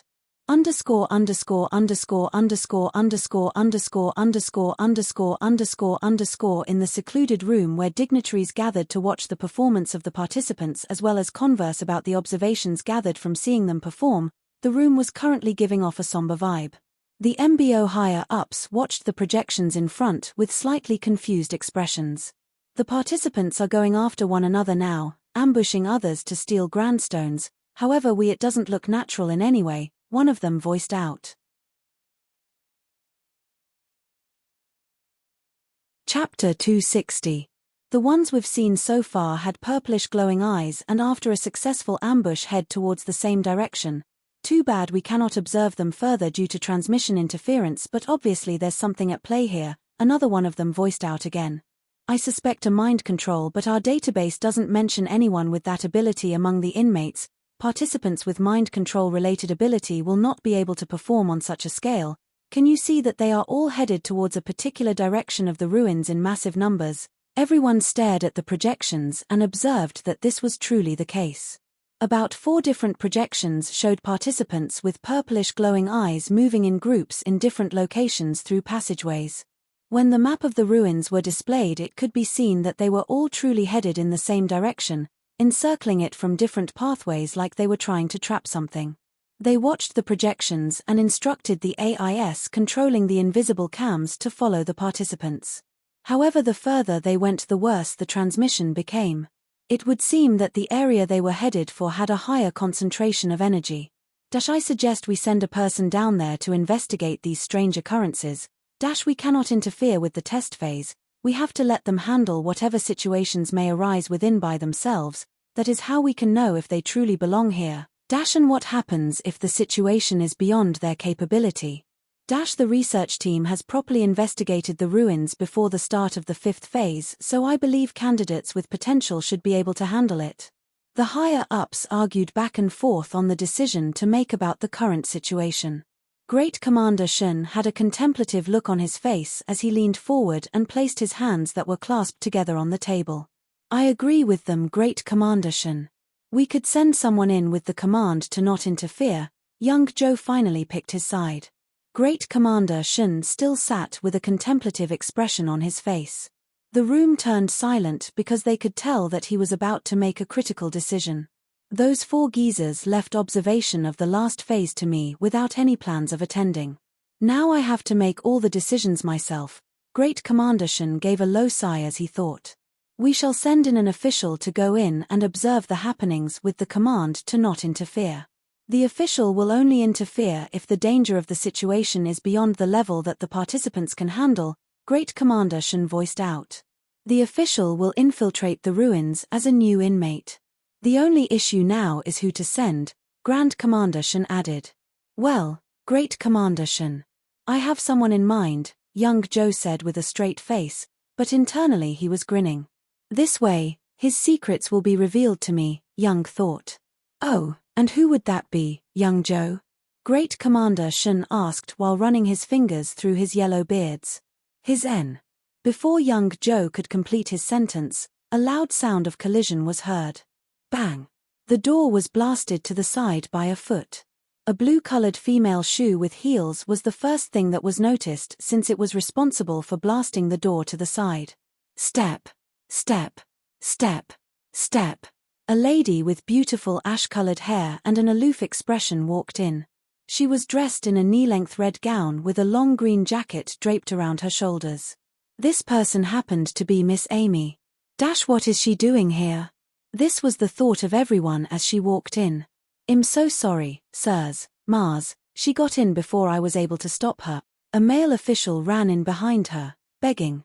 Not to worry, you can go back to your work position. Grand Commander Shun stopped the official before he could continue speaking. What did you say about sending someone in? Miss Amy voiced out while standing in front of the huge table. Young Joe squinted his eyes while staring at Miss Amy. An unexpected variable has appeared. Pa. Bam. Pa. Bang. Boom. Swee. Bang. Sounds of attacks rang out as a battle between a single person and a group of participants played out in a particular part of the ruins. Gustav was currently surrounded by numerous participants being mind-controlled by the rock. Earlier, after finding out his location, Gustav had to jump down from the rock due to the bombardment of attacks. The moment he did that, he knew he'd have to face this mob. His body was no longer looking camouflaged, so they could see him unless he repeatedly made changes to blend into the environment while fighting them, which is impossible. Their objective was to bring him to the rock being. So, they went full force on him according to its will. Gustav had to fight this mob without the intention to kill. This is because he felt killing this number of participants would cause some issues for him in the future, especially when they were mind-controlled. This didn't necessarily make him pull his punches because his stats were still halved. Bang! Bang! Gustav blocked 2 full-powered attacks with his arms crossed from a participant with a massive build. He slid back a bit and used the force to do a flip, kicking 2 participants in the face that way. Puh! Gustav spat out blood towards the side and cleaned his lips before leaping upwards to dodge the attacks headed for his direction. He threw out his fist and legs, repeatedly slamming into the participants surrounding him and putting them out of commission. Every one of his kicks and punches sent them flying. However, he was also on the receiving end of some attacks. Due to the numbers, he wasn't able to dodge them all. Chapter 261. The huge participant headed for him again from the midst of the participants. His blazing fists were headed for Gustav's head. Gustav swerved to the side and threw out fast jabs towards the rib area of the participants, causing loud cracking sounds to ring out. The instant the participant fell to his knees, Gustav's body had already done a 360-degree spin, slamming his right leg into the face of the participant. Thoom! Gustav jumped back again, dodging some more attacks before engaging the others. Pa! Pa! Pa! Pa! Pa! He never stopped sending out fists and kicks, and the participants were never-ending. They came after him like a flood. There were even friendly fires from some of the participants due to the multitude surrounding him. Their attacks hit one another, decreasing the amount of participants he had to battle with. Sprint has been activated, dash has been activated, palm strike has been activated, chop has been activated. Gustav moved across the place dodging fires, electricity, energy blasts, shockwaves, toxic breath, spikes, and all sorts of attacks while also dishing out his. This was the first time he was fighting so many opponents. Due to his perception, he was able to dodge almost every attack, but he was still getting injured every 2 minutes. However, that was enough time for him to heal. Swowu! A large boulder was sent hurling towards him from behind, clearing participants that stood between him and it, out of the way. Swoosh! Gustav did a flip and landed on the boulder before turning around and leaping forward with all his might. He already knew who was responsible for this without even seeing the person. Even while being mind-controlled, you still feel the need to crush others, Gustav said internally with a scoff as he landed in front of a beautiful girl with long black hair and massive front busts. She looked like a real-life doll, and anyone would be mesmerized the moment they laid eyes on her, but not Gustav, because at this moment his right palm was headed for her face. Pa! Pa! Pa! Pa! Pa! Gustav smacked her hard about 5 times in a row with immense speed, causing her to blank out after taking the 5th one. Plop! Swoosh! She fell to the floor, but Gustav didn't wait a second before dashing out towards another participant and landing a hit on them before they could send out another attack. Bodies fell to the ground unconscious as Gustav rampaged across the area brandishing his fists. He didn't make use of any powerful attack to reserve energy, so he had to repeatedly bash a lot of participants before they passed out. Huff, huff, huff, huff. After fighting for about 30 minutes, Gustav was currently breathing in and out heavily. He stared at the number of participants left in the surroundings that were still conscious. There were only around 12 of them left. Bodies were all over the place, but Gustav didn't kill anyone. The entire area had been flattened due to the attacks from every direction. Large holes in the walls, cracked grounds, mini craters, and all that could be seen. Gustav's face was smeared in blood. Even though he was still naked, it didn't really look that way because of the bloodstains all over his body that covered him like a robe. If this had been a normal battle and the participants had been in their right senses, they would have noticed he was fighting naked and think twice before engaging him, but since that wasn't the case, they all fought mindlessly without taking note of this. Energy, 270-21-25. Gustav checked out his energy and noticed that he was already running low. Time to go. Gustav had decided not to engage the rest so he wouldn't run out of energy. Sprint has been activated. Gustav dashed into their midst, dodging all their attacks, and kept running till he was out of range. Phew, that was close. So many issues since the beginning of the final phase.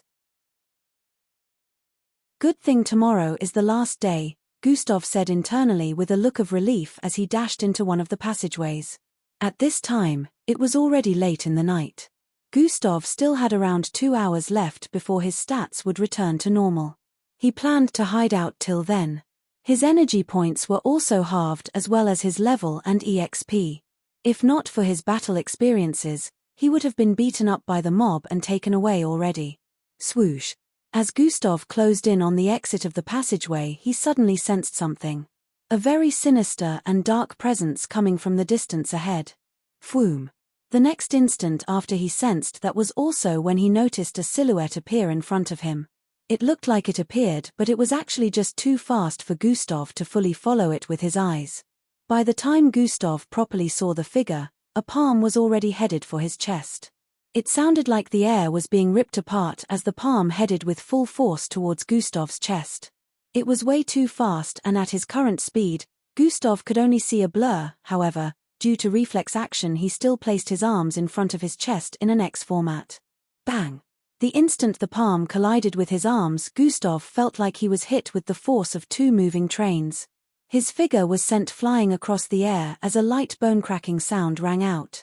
Gustav felt a metallic liquid rushing up his throat, but he instantly gulped it down and spun in the air before landing on his feet after traveling across the air for about 30 feet.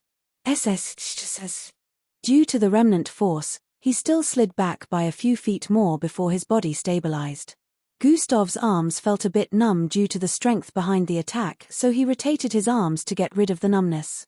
A trail of blood trickled down the side of his lips, but he casually cleaned it and stared at the opponent in front. It was a youngster with white and a touch of black hair in different spots. He had dim eyes, but the darkness within them was visible. He had black tattoos that resembled runes on his face, neck, and some of his other exposed body parts. Gustav stared at the participant with a look of contemplative look. I know this kid. He's the same persons whose form I took to deal with at Trihia City High School representatives. Gustav's eyebrows creased as he thought, what was his name again? Falco. Gustav remembered the name of this kid who happened to be Angie's former classmate in Black Rock schools. This must be his alter ego that I knocked out the other time. I don't remember him being this powerful. Is he also being controlled by the rock? Gustav prepared for a difficult fight as he stared at Falco, who was slowly walking towards him.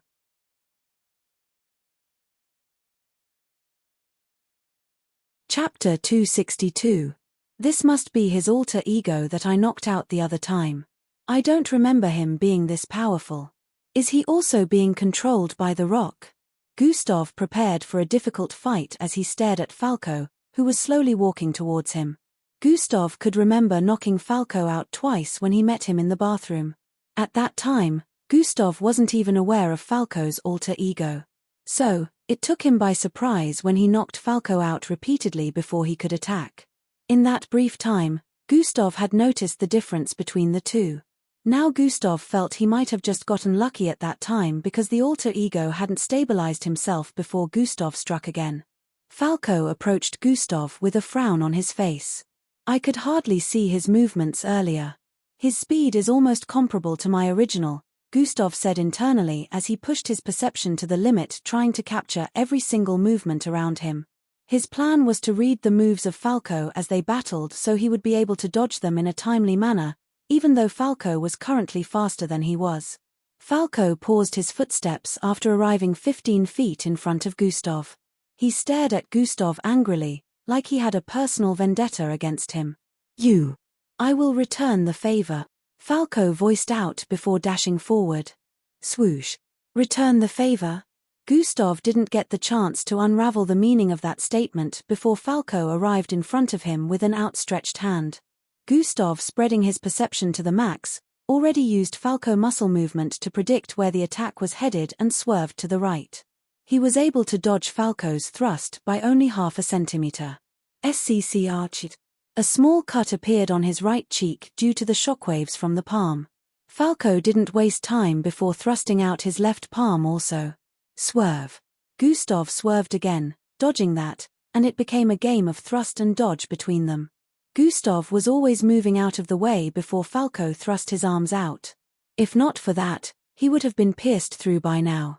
Falco's fingers were black and 2 inches long, and he wasn't just thrusting out his palms. He was actually thrusting out his fingers in a piercing format. Gustav could tell that if those fingers made contact with his body, it would pierce through his skin. Gustav's mind was constantly thinking of ways to deal with Falco without having to use too much energy or reveal more of his abilities.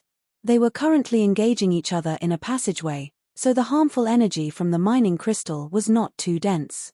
Gustav could tell that the MBO would be able to see this particular location with hidden cameras since there won't be transmission interference. Why did he say that, though? It doesn't look like he's being controlled by the rock, Gustav wondered internally as he kept dodging the thrusts. Every thrust from Falco was done with the intent to inflict severe injuries. A weaker mixed blood would find themselves at death's door if they were pierced once. It wasn't the same as the participants that were attacking him earlier due to mind control. They weren't attacking with the intention to kill Gustav or seriously injure him, unlike Falco here. Swoosh. Falco dashed towards the left and sent out a kick towards Gustav's neck. Gustav bent backwards, causing Falco's leg to sweep over his body. He placed his hands on the ground and used them to push himself backwards. Thoom. Thoom.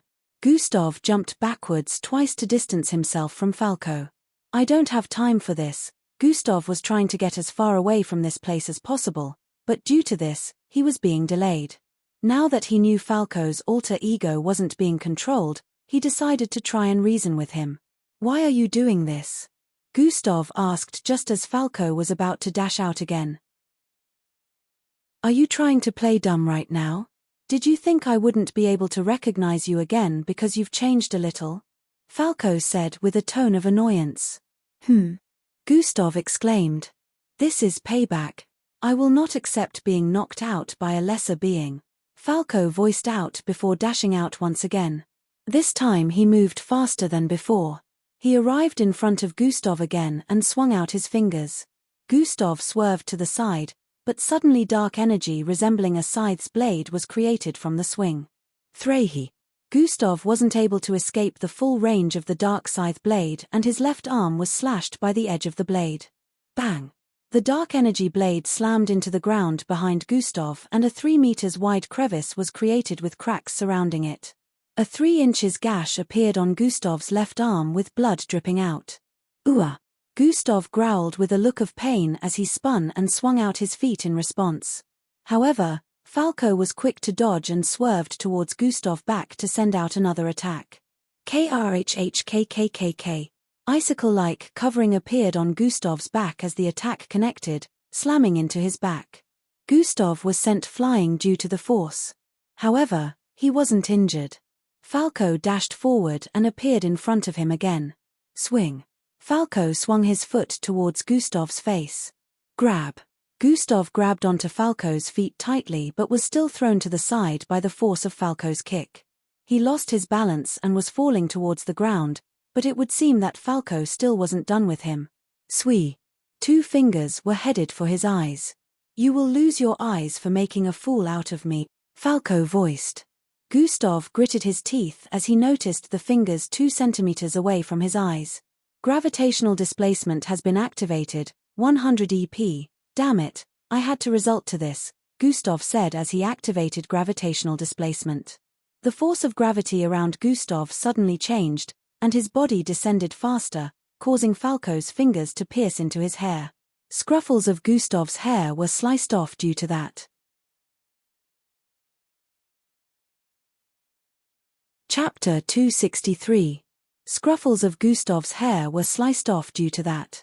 Gustav slapped his left palm on the ground, throwing himself back up before swinging his right leg towards Falco's face. Grab. Falco grabbed his leg with ease. Gustav tried retracting it. Hiss. Fangs grew out of Falco's mouth, and he quickly took a bite at Gustav's leg. KRHHKKKK. A small icicle-like covering appeared on Gustav's leg, protecting him from the bite. However, Gustav still felt the pain as Falco's fangs pressed intensely against his leg. Phoom. Gustav threw out a punch towards Falco's face again, but he dislodged his fangs from Gustav's leg to dodge the punch. Instantly, Gustav used this opportunity to pull himself from Falco's grasp. Warning.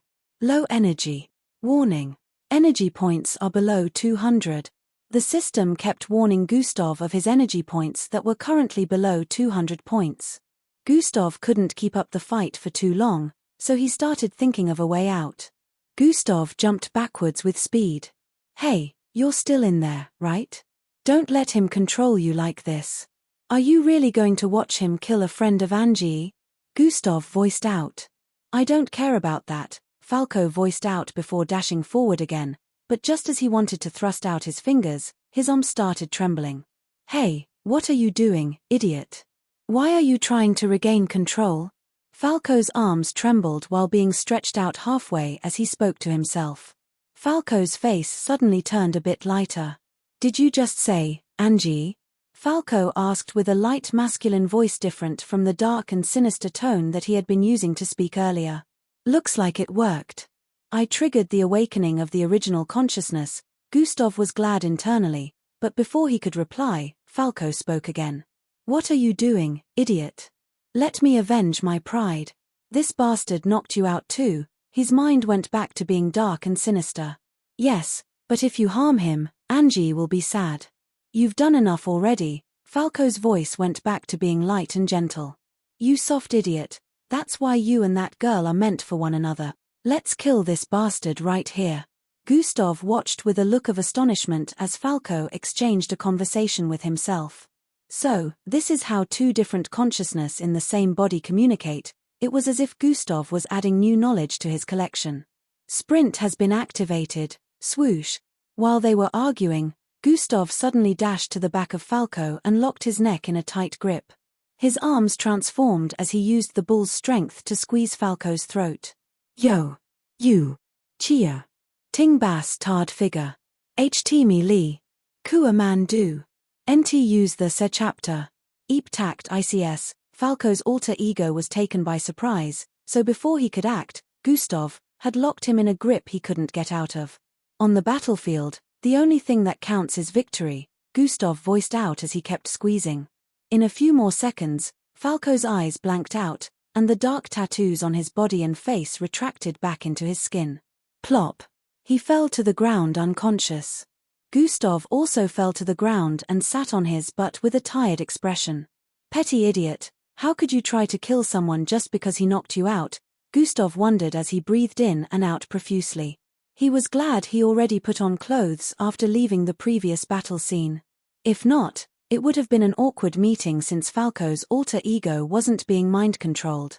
I only have a little over 100 energy points left. I need to get out of here, Gustav said internally as he proceeded to stand up, but then a thought came to his mind, which made him halt his movement. Gustav brought out a rope and tied Falco tightly before lifting him and placing him on his shoulders. It would be a pain in the butt if this guy is taken and ends up being a puppet of that rock being later on, Gustav thought as he activated Dash. Swoosh. In a few minutes, Gustav had arrived in a small settlement of inmates. These ones also happened to be aliens, but unlike most, they weren't hostile. He found somewhere to settle down with Falco and started making plans to deal with the rock. I have to wait till I have regained my original stats back. Gustav calculated that only about an hour was left for his stats to return to normal. Currently, it was midnight, but somehow a lot of participants were awake. It was mostly due to the fact that groups were being ambushed by participants with purplish glowing eyes all over the ruins.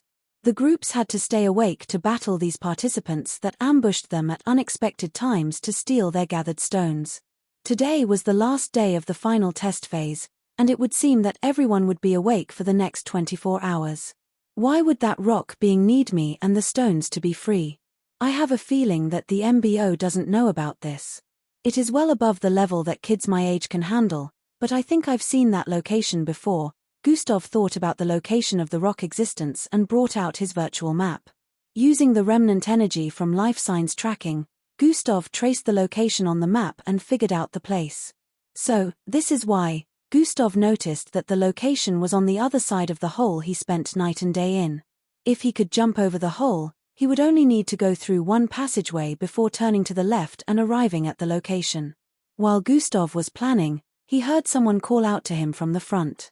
Hey Gustav, you're here too, a dark-skinned kid with a handsome face and bushy afro hair voiced out as he approached Gustav. Gustav remembered working with this participant to deal with the first mixed breed they met after arriving here on the first day. What's up? How is it going? Asked with a smile as he arrived in front of Gustav. Huh? Why do you look so tattered and bloody?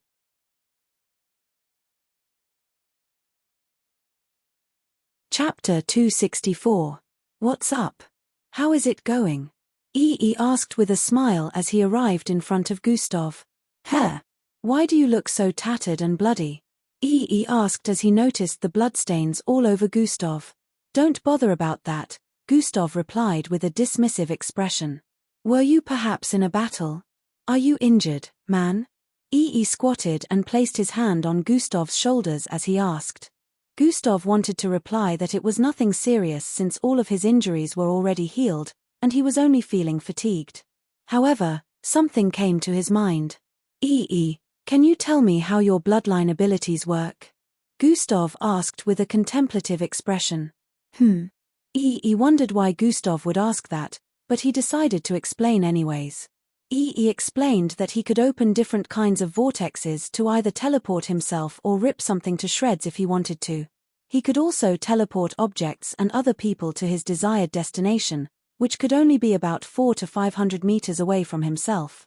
If he decided to make something travel a longer distance with his vortex, he would have to expend more energy. Gustav proceeded to ask if there was any place he couldn't open a vortex. Whether there was some kind of limit or something. Ee replied that as long as it is within his range, he could open vortexes anywhere, even inside a person, as long as the right conditions are met. Inside a person? You can do that? Gustav asked with a look of astonishment. Yes, but the requirement to do that is too hefty of a price to pay. It also needs extreme concentration because I and my vortexes share links with whatever area they appear in, Ee explained with a weird look on his face. He seemed to be disgusted while talking about this. That's really powerful. If only he was a bad guy or someone that did wrong by me. This was the first time Gustav was lamenting about meeting a good person. He always felt there were not enough good people, but now that he met another one, he started wishing he was a bad guy. Why do you ask? Ee inquired. I need your help with something, will you? Before Gustav could complete his statement, Ee interrupted. In. He voiced out. But you haven't even heard what I was gonna say. Gustav was surprised at his sudden agreement. I don't care, count me in on the adventure. Remember I said I'd still like for us to work together in the future. I wasn't messing around, Ee said while stretching out his right hand for a shake. Gustav stared at E's hand and then his face. He doesn't seem to be the type that hides evil intentions underneath a bright face. Gustav could tell that there was no ulterior motive behind Ee wanting to team up with him. Although it had waned a bit after spending time with Miss Amy, Boss Danzo, and Angie, he still had trust issues. So, Gustav found people that showed good intentions suspicious. Gustav also secretly wanted this since the first time they worked together to defeat that mixed breed. He felt a kind of vibe with Ee that he didn't feel with others that he had met so far. Grab. Gustav reached out and returned E's handshake. They shook hands for the second time, and Ee proceeded to sit beside him afterward. Even though there is the danger of death, are you still going to be willing to work together? Gustav asked. Look around you. Since the first day we arrived here, we have been facing life-threatening issues, Ee said while bringing out the comb in his bushy afro hair. That was there all these times? Gustav voiced out with an astonished look as he stared at the comb in E's hand. Haha yeah, Ee laughed lightly as he combed his hair for a few seconds before pushing it back into his hair. His bushy afro hair covered the entire comb up, and there was not even a sign that something was placed in his hair. Now, are you gonna tell me about the situation and why that unconscious guy is tied up over there, E said while pointing at the still unconscious Falco tied up 3 feet behind them on the left. Gustav nodded and started narrating the train of events to Ee as well as what his role in dealing with the situation was going to be. They talked at length for about an hour, making various plans and thinking of the best possible method to handle the situation. Ee felt the situation was indeed very dangerous. What if these participants remain mind-controlled after the final phase had ended and they go on to join the MBO and become leading forces in the future? Ee was thinking far ahead, also for it to want him because of its freedom makes it even more dangerous if such a being escaped this place. After another 30 minutes had gone by, they had decided on a plan they were going with. Gustav found a spot to change his outfit and check on the system. Underscore underscore underscore underscore underscore underscore underscore underscore underscore underscore underscore underscore underscore. Recreation complete. Host has acquired C-grade bloodline sticky pus. Underscore underscore underscore underscore underscore underscore underscore underscore underscore underscore underscore underscore underscore underscore. Gustav smiled as he saw the notifications. Finally, back to full strength. Gustav felt his increase in strength and his body becoming lighter, signifying that he had regained his original strength. Underscore underscore underscore underscore underscore underscore underscore underscore underscore underscore underscore underscore underscore underscore. Goal completed. Combine a total of 10 bloodlines, plus 50,000 EXP, plus 3,000 credits. Underscore underscore underscore underscore underscore underscore underscore underscore underscore underscore underscore underscore underscore underscore. Gustav saw the completion of another goal and felt elated once again. He decided to check his stats to confirm his recovery.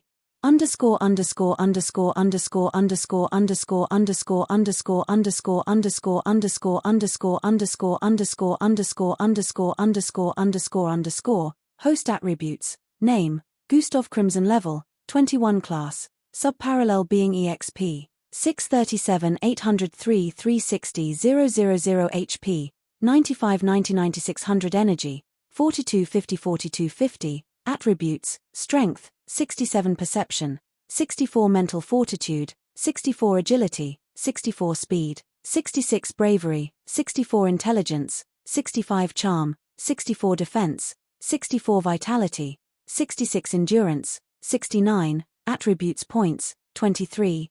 Underscore underscore underscore underscore underscore underscore underscore underscore underscore underscore underscore underscore underscore. Good, everything is back to normal. Now I wonder how many EXP I'll get if I manage to kill the rock being. Gustav held his chin as he thought. Quest has been issued. Chapter 265. Quest has been issued. A system notification suddenly appeared in his line of sight. Perfect timing, Gustav said internally as he proceeded to check out the quest. Hey, do you mind untying me? A voice was heard from behind just as Gustav was checking out the quest. Gustav turned around to see. It was Falco who had spoken. He had regained consciousness. Gustav slowly walked back towards him after changing his clothes and squatted in front of him. You'll have to stay here, the way you are, Gustav said. Hey, no fair, I saved you earlier, Falco said while trying to sit up. It was proving difficult for him since he was tied up. He could only wriggle around like a worm. You put me in danger first. If I didn't mention Angie, maybe my eyes wouldn't be intact by now. From the looks of things, you're not in charge, Gustav said while proceeding to stand up. Yo, the guy has woken up, EE approached from the side after seeing the wriggling Falco. Yeah, are you ready? Gustav asked. EE nodded in response. Are we leaving him here? He proceeded to ask. Yes, Gustav said with an unbothered expression while turning around to start walking forward. Hey, don't leave me here, Compete. Falco shouted out as he struggled to free himself. Gustav ignored him and kept walking forward. Falco turned to stare at EE with a pleading expression. EE smiled wryly and turned around. I don't want him to rip my head off. You have business with him, not me. EE kept walking forward and caught up with Gustav. I don't know what you got with him, but is it okay to leave him like that? EE asked while walking beside Gustav. Hell, be fine. He's almost as strong as I am, Gustav replied with a dismissive look. Oh, he is. Alright then, EE decided to overlook it, but he was a little surprised. That weak-looking guy is almost as strong as he is. EE felt this was why they say never judge a book by its cover. Falco stared at Gustav and ES back as they got further and further away. This is all your fault. Why are you so petty? Falco shouted out. Shut up, you weak idiot, always going soft, toy. Falco still replied himself and spat out. However, his voice sounded quite different. Always going hard, and guess what? You lost, and he knocked you out again. Falco voiced out with a burst of light laughter. You little. Step. Huh. Falco heard the footsteps and raised his head to stare at who was approaching. Put him on, let me speak to him. The person approaching happened to be Gustav. Falco wondered what Gustav was playing at. I thought he already left, so why did he come back? Falco wondered. Let me speak to him if you want to be freed, Gustav demanded once again and squatted in front of Falco. All right, Falco said and closed his eyes.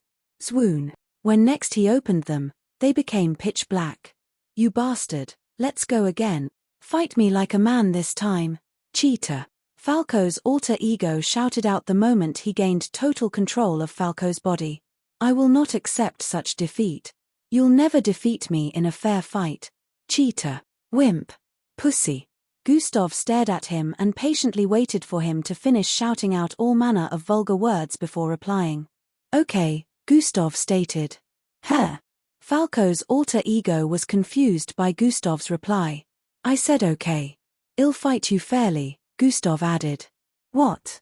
No cheating this time. Before Falco's alter ego could complete his statement, Gustav spoke again. I'll fight you fairly, Gustav stated while staring into Falco's eyes. Such confidence. He would have lost the last time if not for that meddling idiot. Where does this confidence come from?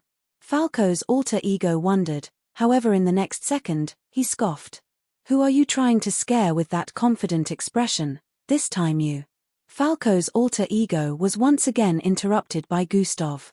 I'll fight you again on one condition, Gustav stated. What condition is that? Falco asked with a suspicious look. Smirk.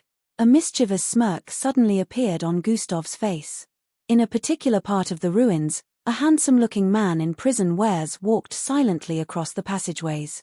He had long yellow braided hair that reached his lower back and sharp slanted eyes. His movement was like that of a shadow. One step he took covered several feet. There's another battle going on there. Candidates facing one another, he muttered with a confounded look. I must find out what is responsible for this. However, taking one of them hostage is not an option. Revealing myself to whoever is responsible won't grant me any gains, he said to himself as he arrived at an intersection. He placed his back against the wall and turned his face to the right to observe what was happening. I must keep observing for now. In another part of the ruins, two young girls were conversing with each other. One with silver and pink-colored hair and the other with long white hair. Are you saying I attacked Gustav? The girl with white hair asked with a crestfallen look. Are you saying you don't remember? The silver and pink-haired girl asked in response. I only remember bits and pieces. Oh my God, I did attack him. He's never going to trust me now, the white-haired girl voiced out as her eyes turned watery. The girls conversing were obviously Angie and Maltida. Maltida seemed to have regained consciousness but couldn't remember everything that happened when she was mind-controlled. It's all right, Gustav knows that you didn't mean it. Angie placed her hand on Maltida's shoulder while comforting her. Maltida brightened a little after hearing that, but she still felt down knowing that she fought with him. She was worried about Glade at the moment, but she couldn't come up with any way of dealing with that rock existence due to its mind control power. What is more important at the moment is, do you remember the location of the place you fell under the creature's mind control? Angie asked. Yes, I remember the location. And I also remember that it wasn't a person, it was a rock, Maltida said with a look of contemplation. A rock. Angie was surprised by this discovery. You must be delusional. I guess that mind control effect is still there, Angie sighed while speaking. No, I'm serious, it was truly a rock. It looked strange and has some weird drawings all over it. Glade and I thought it was just a normal rock at first, but the moment it opened its eyes, we figured out how wrong we were. We couldn't resist its voice, it was so compelling, and our bodies would do exactly as the creature instructed, Maltida explained lengthily with a look of fear on her face. Calm down. Are you telling me the truth? Did everything you're saying right now truly happen? Angie asked while holding tighter onto Maltida's shoulders. Yes, it wasn't just Glade and I. I remember many others being under its mind control too, Maltida added. Then, why did it want Gustav and I? Angie asked. It could see our memories, so it checked for participants with abilities that would be useful for it. It saw your abilities as well as Gustav's from our memories. Maltida paused for a brief moment before continuing. It wanted to control you due to your speed so you could gather many grand stones for him while it wanted Gustav because. Maltida paused at this point. Because? Angie asked with a look of urgency as she noticed the look of fear on Maltida's face increasing. A strong mixed breed is needed as a sacrifice as well as a gargantuan amount of grandstones for its freedom. It wants to use Gustav as the sacrifice after noticing that he is the strongest among the participants, Maltida revealed. Angie stepped backwards twice with a look of fear on her face. Sacrifice? That means it wants to kill Gustav? Her face turned dark as she asked. Why? Yes, Gustav will die if he faces the rock being, Maltida voiced out. Hiss. Angie's face turned darker after hearing that. She stared at the ground as an aura of rage started to gather around her. Lead the way, she demanded while turning around. What? You can't go there, you won't be able to do anything. It will make no difference, Maltida said with a dissuasive expression. Only she and Glade understood the horrors of being mind-controlled by the rock. They were also able to see inside of his mind as he searched their memories, and all she recalled was darkness. Did I stutter? Lead the way. There's no way I'm letting him face that thing by himself, Angie voiced out. Oh, all right, Maltida answered and started moving. Looks like she's sure that Gustav would have figured out the location. I hope he truly has because even with him there, we hardly stand a chance of defeating the rock. If he isn't there, our chances are zero, Maltida prayed internally. In another part of the ruins, two youngsters stood in front of a large hole. They were like a grain of sand before it. These two were EE and Falco. Why do we have to pass this place when that bastard is going in from the front? Falco's alter ego stared at the land after the large hole and voiced out. The land was thousands of feet ahead. The hole looked uncrossable. Stop sulking, man, or are you afraid of falling in? EE asked while chuckling. Me. Afraid of this? Don't make me laugh. This is nothing, Falco's alter ego replied while folding his arms with an arrogant expression displayed on his face. All right then, this is all part of the plan so let's do our best to work according to it, EE said while sinking into the vortex he conjured on the ground. Swoon. He appeared on the other side, thousands of feet away. Chmph, show off. Falco's alter ego voiced out before dashing towards the wall. I can perform better, he voiced out while dashing across the wall towards the direction of the other side. In another part of the ruins, a group of participants with purplish glowing eyes could be seen moving across a passageway. They were about 30 of them, and when they got to the end of the passageway, they turned left at an intersection heading towards a dead end. Hiding within the group, a youngster with green hair and pale white skin looked around the place. Looks like I was right. Time to end this, he said internally as they arrived at the dead end. Zwoo-woon. A pair of purplish eyes appeared within the hole on the wall.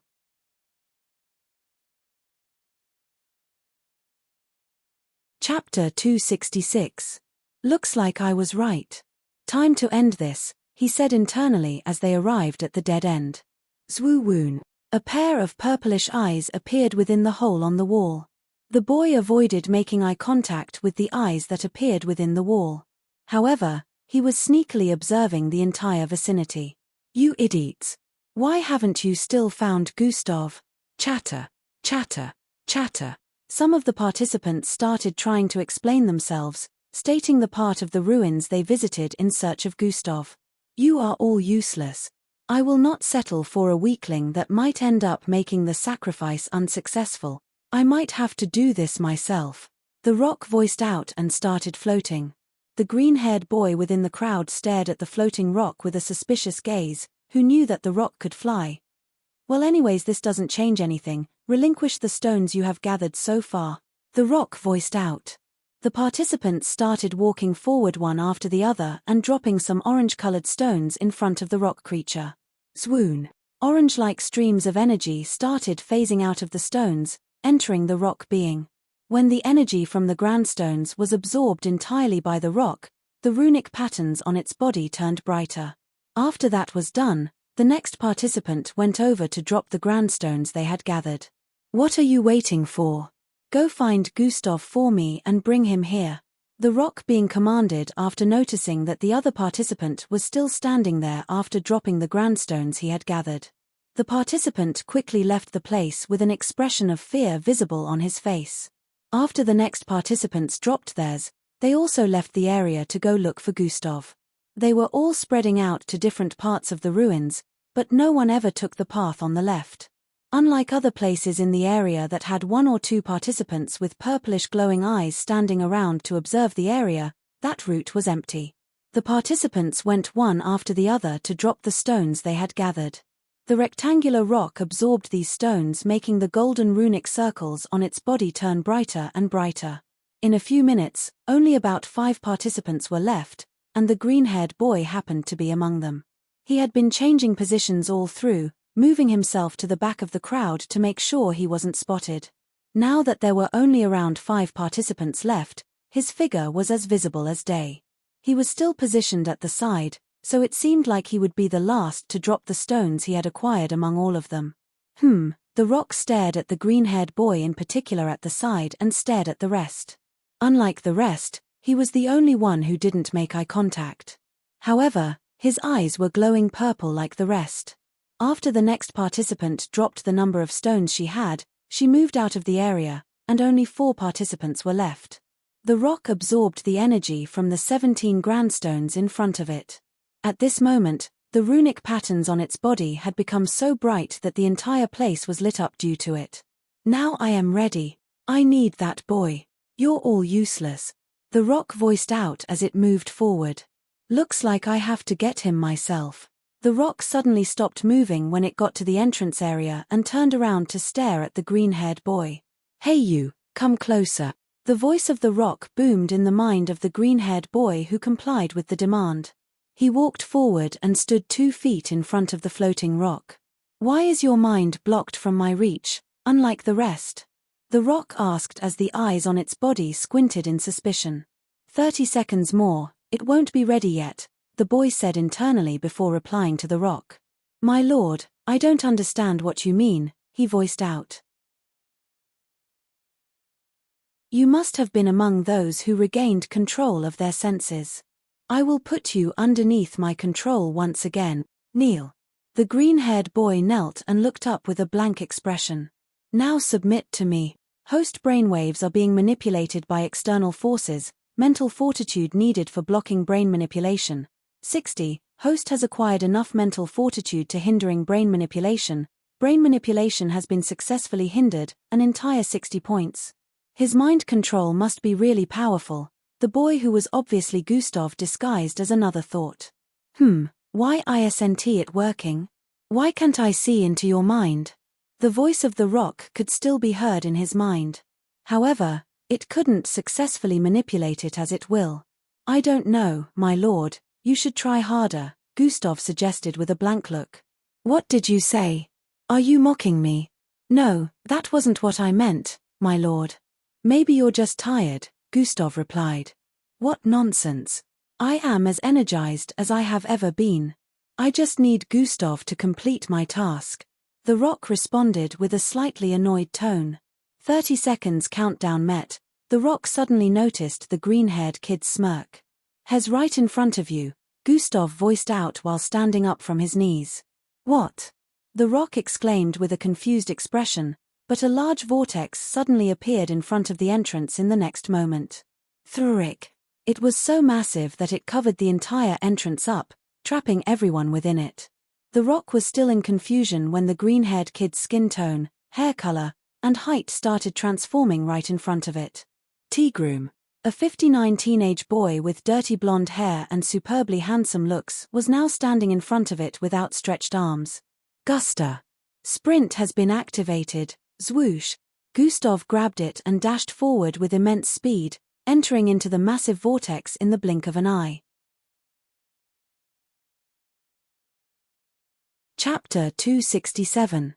The instant he disappeared into the vortex with the rock, the remaining 3 participants in the area also dashed towards it. Bam! Bam! Bam! They slammed into it, and for some unknown reason, they were unable to phase through.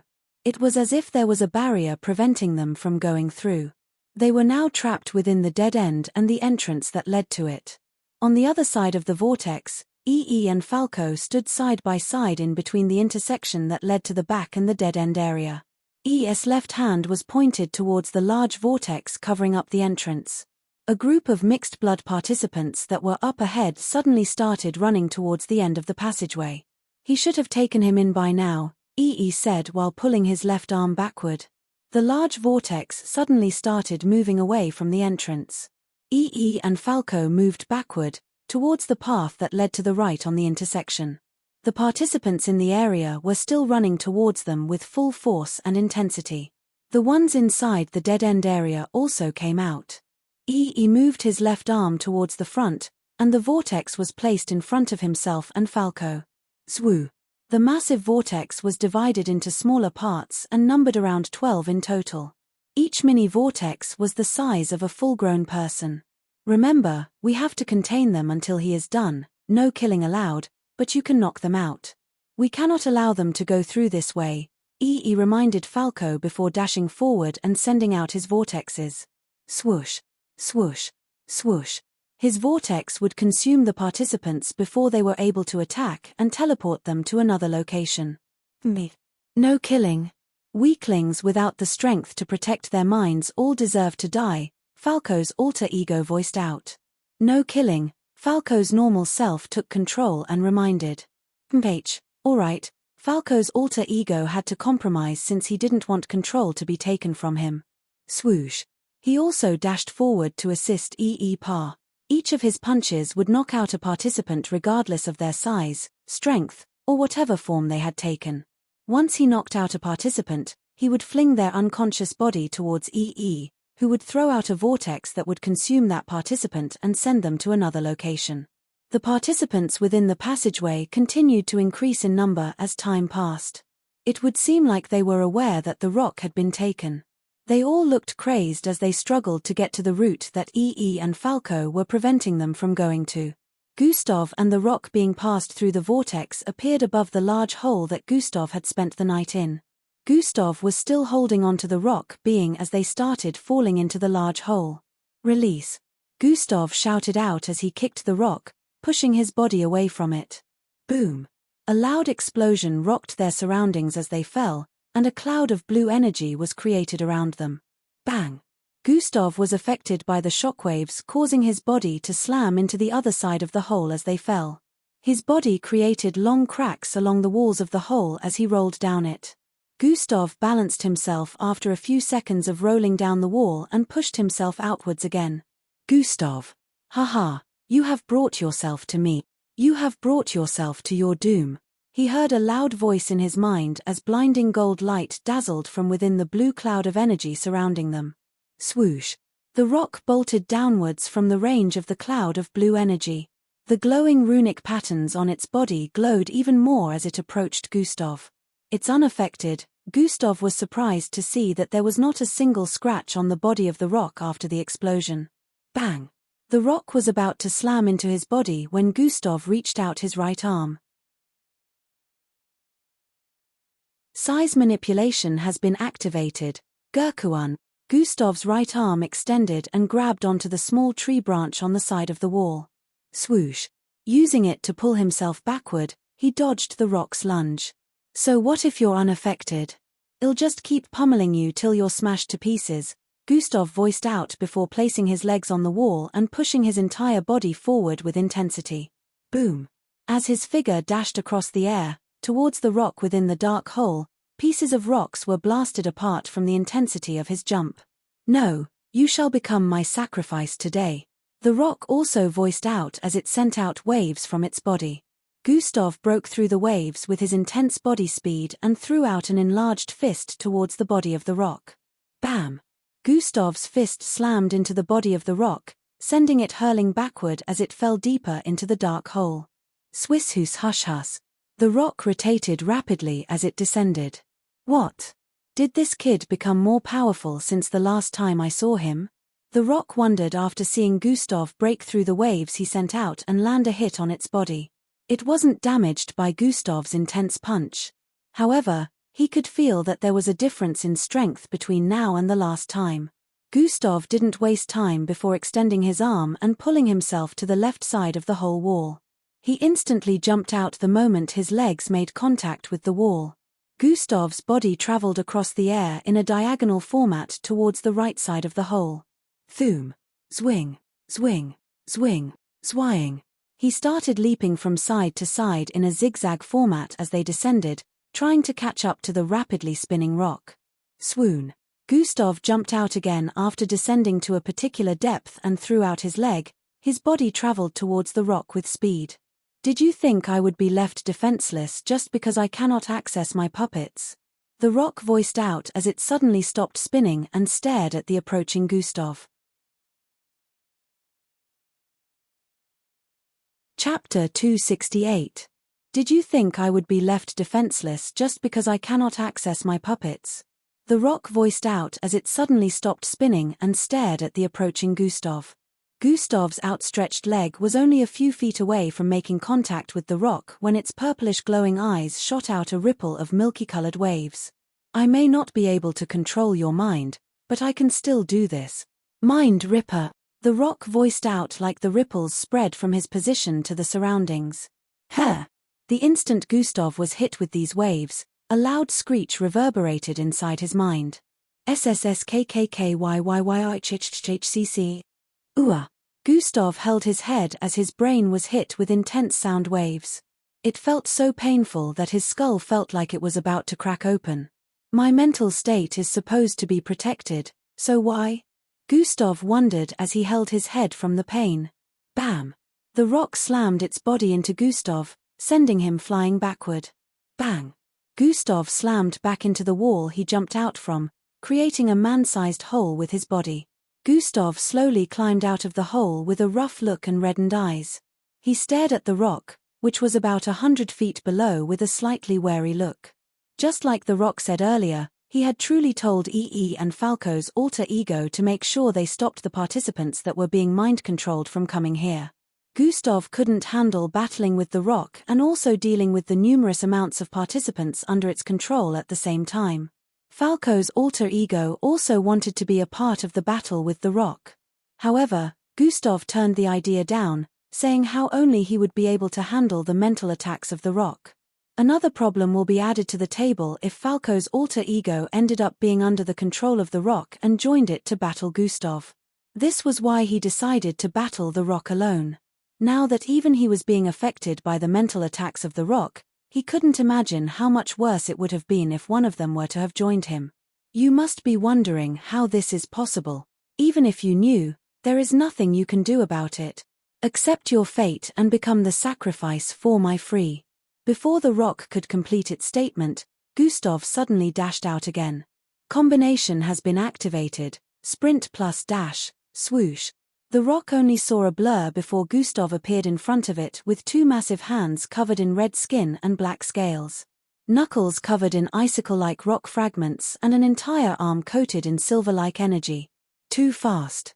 Did he increase in strength again? The rock wondered as Gustav appeared in front of him like a phantom. Gustav had made use of size manipulation to increase his arm size. You talk too much, Gustav said with a cold look as his massive muscular arm descended with speed and slammed into the head of the rock. Boom! It was like an explosion went off as the rock was sent tumbling further downwards once again. Swee-eye! It repeatedly spun while spiraling downwards. Gustav conjured massive icicle-like spears from his body and started flinging them out as he descended. Thoom! Thoom! Thoom! Thoom! They slammed into the walls on the right and left, drilling into them. Gustav landed on the one on the left side and used it to leap towards the one on the right side below. Tooshoosh! Tooshoosh! Tooshoosh! Gustav leaped in a zigzag format downwards, making use of the icicle-like spears he drilled into the walls of the hole. In no time, Gustav was closing in on the spiraling rock again. Tooshoosh! He leaped out once again before the rock could balance itself and landed another massive punch on it. Bang! Gustav placed his hand by his side, causing his body to descend faster again, and started closing in on the rock that was still spiraling downwards. Bang! Bang! Bang! Bang! Gustav kept landing hits on it, causing it to descend further into the hole. At this point, Gustav had no idea how low they had descended, but he wasn't bothered about that. He never stopped raining down punches on the rock as they descended. It was as if he could fly with the way they kept falling. He knew very well that hitting the ground at this moment would cause immense damage for him. The rock kept spinning due to the force behind the hit, which affected its senses, preventing it from attack Gustav. However, even with the heavy punches Gustav had been throwing it, there was hardly any effect on its rocky body. Nevertheless, Gustav kept pummeling it with punches and explosive attacks while thinking of properly dealing with the situation. Gustav hadn't expected the rock to be nearly indestructible, so this was something he didn't plan for. Right now, his body was in autopilot mode as he kept attacking while his mind was bringing up tons of schemes, plots, and methods to get rid of the rock. There it is, the mark, Gustav said internally as he noticed a hash mark on the stem of a small branch thousands of feet on the left wall of the hole. The mark was barely noticeable, but with Gustav's perception, he was able to notice it the instant it entered into his range. Gustav gave the rock one last punch, making use of the force to catapult himself towards the right side of the hole, which he and the falling rock were formerly closer to when falling. KRHHKKKK. He created another icicle-like spear and stabbed it into the right wall of the hole. Gru-gru-hrua. Rock fragments flew in all directions as the icicle-like spear pierced into the wall and kept sliding down for a few more feet before coming to a stop. Boom. The rock slammed into the ground below, creating a cloud of dust and debris. Gustav hanged from the icicle-like spear he stabbed into the wall and stared at the ground below that was only 6 feet away from his legs. Chapter 269. That was close, he said internally before letting go of the spear. Blam! Gustav landed on the ground. They had reached the bottom of the massive hole. Although Gustav couldn't tell the exact number of feet they descended before getting here, he estimated it was over 20,000. The underground ruins were already in depth. Now they were reaching a deeper spot within the already deep Kaskia ruins. Gustav could already feel that the temperature here was higher, and there was only a little oxygen. He took a step forward and stopped. Huh! He looked down after noticing that the ground felt weird. God eyes have been activated. Gustav's sight suddenly regained color as he activated God eyes at the bottom of the dark hole. Gustav had only been making use of perception all this time, so he couldn't really see his environment. He could only sense it. He decided not to activate God eyes while they were descending to save energy, but now, he decided to activate it because of how weird the texture of the ground felt. Why does this look like a shell? Gustav wondered. The part of the ground he was stepping on was dark green, and parts of it looked similar to a mosaic. It was looking like a tortoise shell with another color, and it covered a radius of 600 feet. The stone had fallen to the ground about 1,000 feet away, so it wasn't in the range. Gustav would have studied it more, but the current situation didn't give him the time for that. As the dust settled, a small crater could be seen in the middle of the ground. The walls of the hole served as a barricade, creating a space that covered 10,000 feet within. Gustav dashed forward again the moment he noticed the rock. However, the rock seemed to have stabilized itself now. Shein. It sent out a silver-like wave from its being. Gustav leaped upwards, trying to dodge the ripple of waves. However, when his body was only 10 feet away, the same screech as before reverberated inside his head. SSSKKKYYYRHHHHCC. Gustav held his head in pain as his body descended from the air. The rock sent out another wave, this time purplish in color. Bam! It slammed into Gustav, sending him flying backward. Gustav slammed his head into the shell-like area he landed on previously. A trail of blood flowed down his head as he struggled to get on his feet. You still don't know, do you? The rock voiced out while slowly floating towards Gustav. Gustav stood up and stared at the rock with a fierce look while cleaning the bead of blood rolling down the side of his head. You brought me right back to where it all started. The rock added. Huh? Gustav was confused by its words when the shell-like area he was standing on suddenly lit up. Truein. Outlines of purplish glowing arrows appeared all over the edges of the shell-like area, encircling Gustav. The entire space on the ground within the hole was lit up. The shell-like area seemed to resonate with the rock. The runic patterns on the rock started to change color as it moved closer to the shell-like area. From golden color to silver and from silver to white. Currently, it was slowly turning to a blood-red color. Swoosh! Gustav dashed forward after sensing how off this area was. However, the instant he got to the edge of a shell-like area, he collided with a barrier that suddenly appeared out of nowhere. Bam! He got blasted backward due to that. The barrier became invisible once again after he was blasted backward. "Thank you for spilling that drop of blood where I wanted it," the rock voiced out as it approached the edge of the shell-like area. Gustav stared at the ground and noticed that his blood really did drop onto the shell-like area. And now, it was floating a few inches above the ground in the middle of the shell-like area. "Now the sacrifice can begin," the rock laughed lightly as it spoke with a tone of victory. Gustav squinted his eyes upon hearing that and dashed forward. Bam! He was sent flying backward again by the invisible barrier. This doesn't look good. Even though Gustav knew he was in a kind of dilemma, he was still calm and collected. He thought of a way out while deciding to engage the rock in a conversation. "What sacrifice?" Gustav asked. "Haha, do you not know? For me to be free, I need to be bathed in the essence of a powerful mixed blood. All the others in this hole have proven to be weaker than you are, and I want the highest chance of success, so I choose you. Rejoice. This sacrifice will extract the very essence of your being, which will be absorbed by me, freeing me from my shell. My freedom is at hand," the rock voiced out. "That means I'll die after all this is done?" Gustav asked again. "Of course, you'll die. You will become an empty vessel without your essence, so typically, you will be dead," the rock answered. "Oh, I see," Gustav nodded while holding his chin. "Why does this kid still look so calm? Other kids his age will be freaking out by now?" The rock was somehow concerned about Gustav's calmness. "So, you mentioned that I brought you back to where it all began. What did you mean by that?" Gustav asked with a look of curiosity.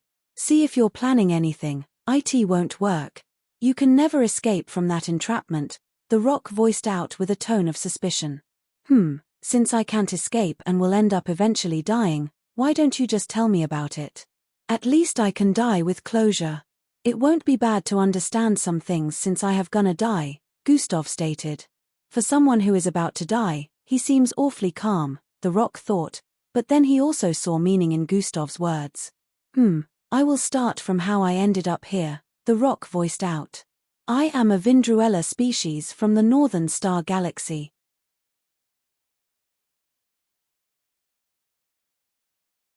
Chapter 270. I will start from how I ended up here, the rock voiced out. "I am a Vindruella species from the Northern Star Galaxy." The rock started explaining. Gustav already knew this since the system always notified him of alien life forms he came into contact with. "My planet was conquered by Earthlings years back, and I happened to be among the rebellion squad that was formed to fight back. It was a losing war between the Earthlings and the Vindruella rebellion force. The forces from Earth were powerful beyond what we could handle, and eventually, we were all captured and sent to different prisons across the Earth based on our strength. I was sent here with 4 of my kinsmen, but now I am the only one left." The tone of the rock became a bit low at this point. "During our years of rebellion, we had tried invading Earth also and even successfully launched assaults. The moment we arrived on Earth, we were recognized by other mixed-blood inmates, and coincidentally some of them had lost families in some of our assaults. We were ostracized, but that wasn't all. Day in day out, they would bully me and my kinsmen. One day they decided to kill us since they were getting sick of breathing the same air as W. The rock looked up as it got to this point. We were brought to the top of this hole and kicked in. I and my kinsmen were left to rot within this hole, without food, water, or light. We tried leaving here through different methods, but it was of no use. One by one, my kinsmen began to die of hunger. Until I was the only one left. I and my kinsmen initially dug different spots with our hands out of desperation, one of which happens to be that spot you currently stand on. After all my kinsmen were gone, I was also on the verge of death. I crawled to the spot you currently stand on and was on my last breath when I started hearing a voice inside my head. At first, I had thought I was hallucinating due to being on the verge of death. However, the voice became clearer and clearer. Do you want power? Do you want power? Do you want power? Do you want to live? The rock stared at the spot Gustav was standing on as it spoke. Being on the verge of death, I said yes, although I expected nothing. Suddenly, the entire place glowed up, and I sensed waves of energy gathering around me. Those waves of energy created a cocoon that engaged me within, which eventually transformed into the shell that I currently inhabit. When the rock got to this point, he understood a bit. So that isn't a rock. It's actually a shell, and the real him is within. Energy flowed into my being as my body inhabited the shell, putting me into a state of deep slumber 4 years. During those years, while I was in a state of sleep, my body changed. The voice gave me information, and I found out that it was the sentience of an immensely powerful energy crystal buried underneath. It told me of how the Earthlings tried harvesting it upon figuring out that it was very powerful. However, to save itself from the greedy Earthlings, it trapped itself further underground and built an impenetrable shell around itself. The more the Earthlings dug, the more it went deeper to hide itself. It only revealed itself after seeing I and my kinsmen on the brink of death. Unfortunately, it could only save me. The sentience of the energy crystalli have returned back to being a fetus within this shell and to break free. You are the sacrifice needed for me to survive the hatching process. If I hatch in this state, my life will be lost. The rock voiced out with a profound tone. You see, the sentience of the energy crystal harbors hatred for the Earthlings just as much as I do. This was why it lent me its power. The moment I am free, the earth shall know chaos. Listening up to this point, a lot of missing pieces had been filled up in Gustav's mind. He now understood a lot of things. There's a powerful energy crystal beneath me, but the fact that the system hasn't detected it yet means it's able to hide from even the senses of the system. Gustav was surprised at this fact since he already saw the system as a godly creation. Hey, system. You truly can't sense anything? Gustav asked internally with a slightly mocking tone. Gustav saw this appear in his line of sight and chuckled. I guess you're not as great as I thought. What's so funny? Have you lost your mind from the fear of death? The rock asked as it floated few inches in front of the barrier holding Gustav back. Hehe, nothing, I'm just laughing at someone's incompetence, Gustav said with a burst of light laughter. Timpate. Who are you calling incompetent? Do you think you will be able to escape from here today? We shall see, the rock voiced out before floating higher, flying above the platform Gustav was currently standing on. Gustav also tried jumping upwards, but he would slam into the barrier again when he reached a particular height, which proved that he was trapped in a box format. The rock hovered a few inches above the barrier at the top. Gustav looked up and asked the system, still can't sense it. The shell covering up the energy crystal is restricting my senses, the system replied. The ritual will be starting soon. Prepare yourself, the rock voiced out. I just need to find a kind of opening. Gustav stared at the ground again and tapped his feet on it repeatedly. No matter what attack I throw at this thing, I'm sure it won't be damaged in the slightest, Gustav said after analyzing the composition of the shell-like area with both his leg and god eyes.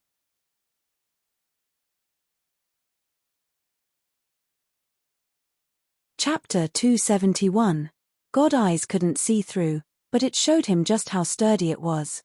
What if it lets out energy? Will your senses be able to penetrate? Gustav asked the system. If it lets out more energy than it already has, my senses will be able to infiltrate, and you will be presented with the option of absorbing the energy, the system responded to Gustav. Alright, prepare yourself for the moment the ritual starts. I'll try to delay my death for as long as possible while you handle the issue of absorption. Gustav squinted his eyes as he planned with the system internally. And do make it quick. I don't know what your goal is, but I'm sure you wouldn't like this to be the end of me, Gustav smirked after saying internally. Now it starts. The rock voiced out as the platform suddenly turned brighter. The blood-red runic patterns on the rock's body glowed even more with a shade of sinister dark, dyeing the entire area with an aura of despair. A wave of crimson energy flowed out of the shell-like area beneath Gustav towards the rock above. Gustav suddenly felt his energy getting sapped. Gravitational displacement has been activated. Gustav instantly barricaded himself with walls of compressed space that prevented the waves from making contact with him. High energy crystal has been detected. Calculating grade. Grade unknown. Does host wish to absorb energy into the system? Yes or no? Gustav saw the system notification and smiled. Finally, he groaned while struggling to keep gravitational displacement activated since the blood-like waves flowing out of the platform below were smashing into the gravitational barricade repeatedly. How long would this take? Gustav asked internally. Due to the immense energy I am sensing, it would take at least 30 minutes to absorb completely, the system replied. What? 30 minutes? I don't have 30 minutes, Gustav responded while groaning as he struggled to keep gravitational displacement activated. That is just an estimate, it might take even longer, the system replied again. Other absorptions never took longer than 3 minutes, but according to the system this particular one would take 30 minutes or longer. Gustav knew that this meant the energy was really massive, but he didn't know whether to rejoice or be sorrowful because he might not live long enough for everything to be absorbed completely. What then would be the point of all this? How long do you think you can keep that barrier up? Give in to your fate. The rock shouted out as it stared at Gustav from above, barricading himself within the gravitational force. Due to this, the ritual was being delayed, but the rock was not worried because it knew that Gustav would run out of energy sooner or later. Hey system, I'll join you in absorbing the energy to make it faster. You take a portion of it and I'll take the other portion. When you absorb enough for an upgrade, leave the rest up me, Gustav suggested internally. You do know that your body will never be able to hold such amount of energy without exploding from the inside out, the system warned. I know. I have a plan, Gustav said internally. All right, Gustav conjured the biggest spherical orb he had ever created, which was almost as large as himself. He made some hand signs and the energy from the platform started being sucked into the sphere. Gustav wasn't done yet. He conjured up 3 more and sent them towards the 4 corners of the platform. Gustav's breathing was already becoming rapid at this point. To conjure such large spherical energy and gravitational orbs made him spend a lot of energy. The rock stared at his actions from above with a suspicious look. The energy crystal just gave me a piece of information, the rock voiced out. Stop wasting your time, its energy is almost infinite. The rock seemed to have figured out what was going on already. Almost infinite. Well, it's not infinite, is it? And there's no such thing as almost infinite, it's either it is or it's not, Gustav smirked after he finished voicing out. Let's see if you can absorb its energy completely before your death. Increase. The rock voiced out. Vroom. The blood-red energy waves coming from the platform below suddenly increased immensely. Height. Gustav groaned as he struggled to keep gravitational displacement activated. The energy waves were slamming into the gravitational barrier he created with intensity. At this rate, I might not be able to keep this up for too long. System, how far have you gone with the absorption? Gustav asked internally as his forehead creased. Only 2% has been absorbed so far, the system replied. What the? Gustav exclaimed. You have to keep that gravitational barrier active if you want to remain alive. Gustav gritted his teeth and kept it up. His stamina as well as his energy were depleting at an insane rate, but this was the only way to go about it. The waves kept pouring out and the rock above kept shouting for it to increase in intensity. Droplets of sweats were already starting to drop from Gustav's face as the gravitational barrier surrounding him decreased in size as time passed. How far have we gone? I don't think I can hold this for much longer, still around 80% more to absorb, the system responded. Gustav's eyebrows creased in frustration upon seeing the response. I have to try something else, this won't work. Gustav's arms were already trembling at this point. Just give up. It's futile, the rock voiced out. Whatever energy you absorb from the crystal will become mine when I bath Indiana your essence. Stop wasting your time as well as mine by resisting. Increase. The rock was also getting impatient because since the start it hadn't absorbed anything from Gustav due to the barrier surrounding him. However, it wasn't worried. Gustav's arms trembled intensely as the waves increased, yet again pushing his own gravitational barrier back to him. Gustav's body was now being sandwiched in between. He quickly called back one of the spherical orbs and pulled out the energy it had absorbed before leaping upwards. A huge amount of energy gathered around Gustav's fist, which had transformed again as he threw it at the barrier above. Boom! An explosion went off as his fist slammed into the barrier. However, even with that amount of force, only a finger-sized hole could be seen in the barrier. Gustav detonated the energy he had gathered so far trying to increase the hole. Boom! Boom! Boom!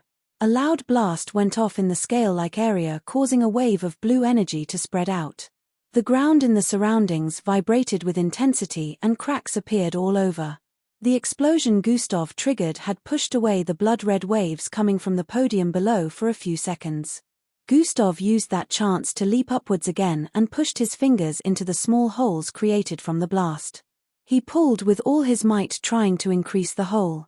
The rock above was a bit disoriented at first when the explosion went off, but the moment it regained its senses back it noticed Gustav below trying to forcefully increase the gap in the barrier. Increase! It shouted out. Fueruwem! Gustav's eyes widened as he looked below him and noticed a massive amount of blood-red waves headed for him. Urgurj!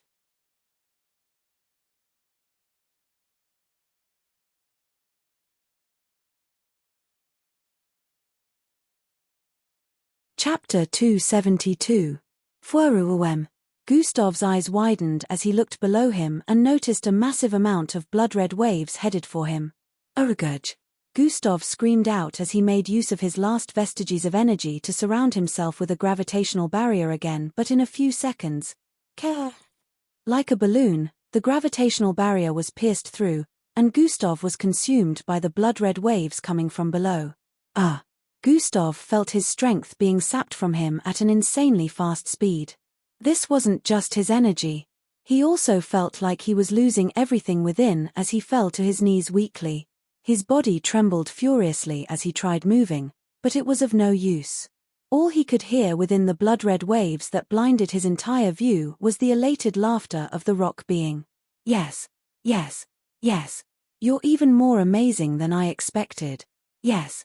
Give everything to me. The rock kept shouting out as streams of yellowish energy floated into it from below. The energy was phasing out of the barrier, and it was coming from Gustav. Ha ha ha. I shall not only be free but become powerful enough to make the earthlings pay. Yes. My freedom is at hand.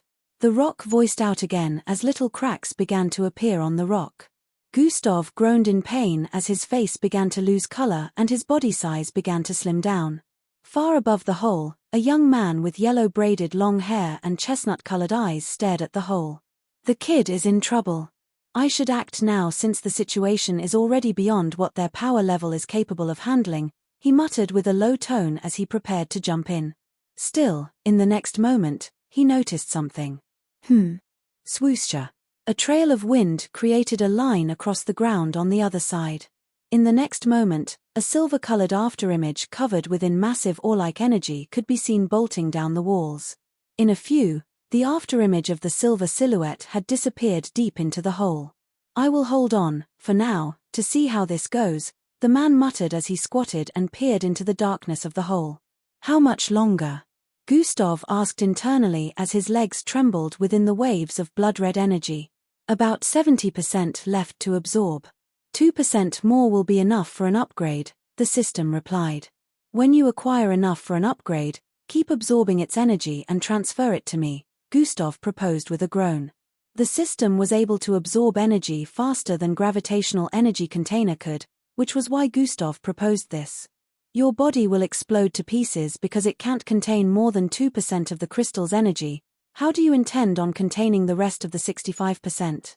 The system asked. Just do it. Gustav screamed internally. All right.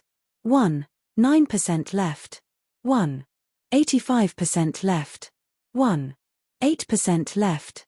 The system started counting down as Gustav struggled to hold on. Gustav would have asked the system to start transferring the energy now. However, the system couldn't stop absorbing energy into itself after the process had started. Unless the energy source ran dry or it gathered enough for an upgrade. With every passing moment, Gustav's body shrunk more and more. Ha ha ha, this is awesome. I have never felt so alive. I can feel your emotions towards Earthlings. The rock voiced out as more cracks continued to appear on it. You also bear resentment towards them, and why is this? The rock purplish glowing eyes squinted as Gustav's memories flowed into its mind. The constant bullying and being ostracized due to having a low-graded bloodline. I see now. You and I are not so different after all, the rock said to Gustav, who had currently shrunk in width. He was almost back to being as slim as he used to be before he got the system.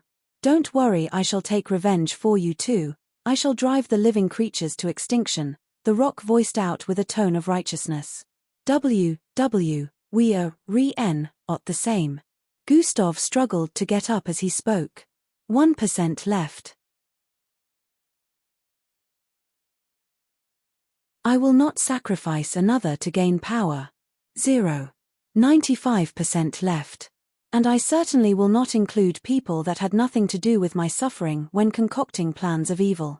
Gustav's legs wobbled as he stood up. 90% left. His legs and arms had slimmed down so much that he could be mistaken for a toothpick. Gustav raised his trembling arms up and pointed at the rock. You are just a sick and weak piece of crap incapable of looking out for another means to gain power. Also, after gaining power, you will still end up using it for the wrong purpose and eventually meet your end after not achieving anything. After saying that, Gustav gave a thumbs down as his trembling arms lowered, and he fell to his knees once again.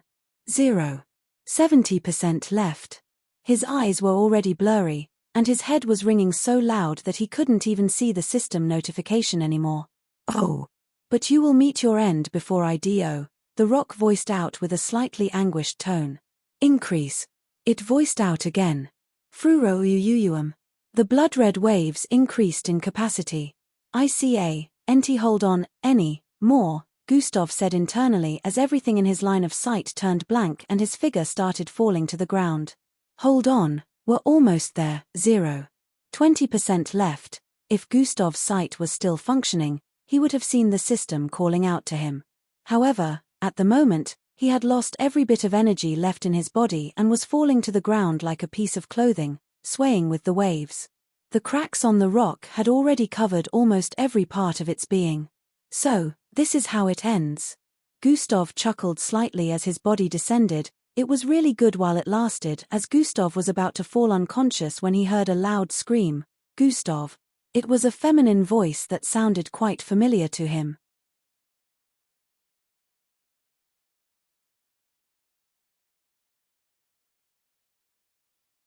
Chapter 273. Angie. The picture of a cute and innocent-looking girl with silver and pink-colored hair appeared in his mind, and along with it came the sound of a loud explosion that rocked the entire vicinity. A moment ago, a fast-moving silver-colored silhouette was running down the walls of the hole, approaching the bottom with intense speed. It was none other than Angie. As she closed in on the bottom, she instantly spotted the rock floating above a scale-like platform filled with red waves. But then she also noticed someone within the reddish waves. Someone who was barely recognizable at the moment, but she still instantly figured out who he was, Gustav. Her heart felt like it was being pricked by a million needles as she noticed his state. She dashed with unimaginable speed towards the rock with an immense amount of milky energy waves covering her figure. It was like space was being split open as Angie arrived in front of the rock almost in an instant. The rock had only managed to notice her presence when she was 2 feet in front of it due to her speed. Still, even at that, there was nothing it could do to counter her as the milky waves of energy surrounding her got released. Thrui. Boom. The waves spread out into the surroundings carry a heavy amount of destructive force with them. Bang. It slammed into the rock and sent it flying backward by many meters till it slammed into the wall behind. A hole was created in the wall along with cracks surrounding it as the rock got buried more than 12 feet in. The vicinity kept vibrating for several seconds as the waves spread into the surroundings, causing havoc. After it disappeared, the ground surrounding the podium where Gustav was trapped had been leveled even more. But even with all that, the barrier surrounding Gustav was still standing. However, it was a little affected. "Gustav!" Angie shouted out as she repeatedly ran back and forth, raining punches on the barrier. It was futile because even with the little damage she had caused earlier, the energy from the crystal was still enough to reinforce the barrier and repair it. It looked like Angie hadn't really helped the situation, but she actually did. The moment the rock was blasted away from the top of the barrier, the sacrificial process was paused due to Gustav's essence not having a receiver. The essence that hadn't been passed to the rock went back into Gustav's body, giving him a little bit of energy. Twitch, twitch. Gustav's fingers twitched as his eyes opened up. He had regained consciousness. The red waves in the barrier were dormant at the moment, so he wasn't being sapped. 0.1% left. The instant Gustav opened his eyes, he noticed the system absorption status. System has absorbed enough energy for the next upgrade. Absorption of the crystal energy will continue, but now it will be directly received into your body. Are you ready? The system asked Gustav, who just stood up from the ground. His eyesight was still a bit blurry, but he could understand the words in his line of sight even though they weren't very clear. He could see Angie pounding onto the barrier repeatedly with speed, trying to break through. Swoon. The rock also furiously shot out of the wall and started flying back towards the barrier. Gustav gestured to Angie to move away from the barrier. The moment Angie saw his gestures, she understood and quickly dashed forward to engage the rock. Gustav raised his arm and stared at it. He looked extremely shrill at the moment, like a live walking skeleton. Smirk. Even with the sunken cheekbones and eyes, he still smirked. I guess this wasn't the end. His eyes suddenly lit up with determination as he voiced out, "Do it, crystal energy will now be absorbed into host." Thwoosh. The reddish waves oozing out of the podium suddenly dispersed as Gustav being started sucking in rays of green light. His figure glowed as his body absorbed the energy of the crystal with speed. Gustav felt energy rushing into his being, making him feel like he could do anything. The system is way faster at absorbing energy than I am.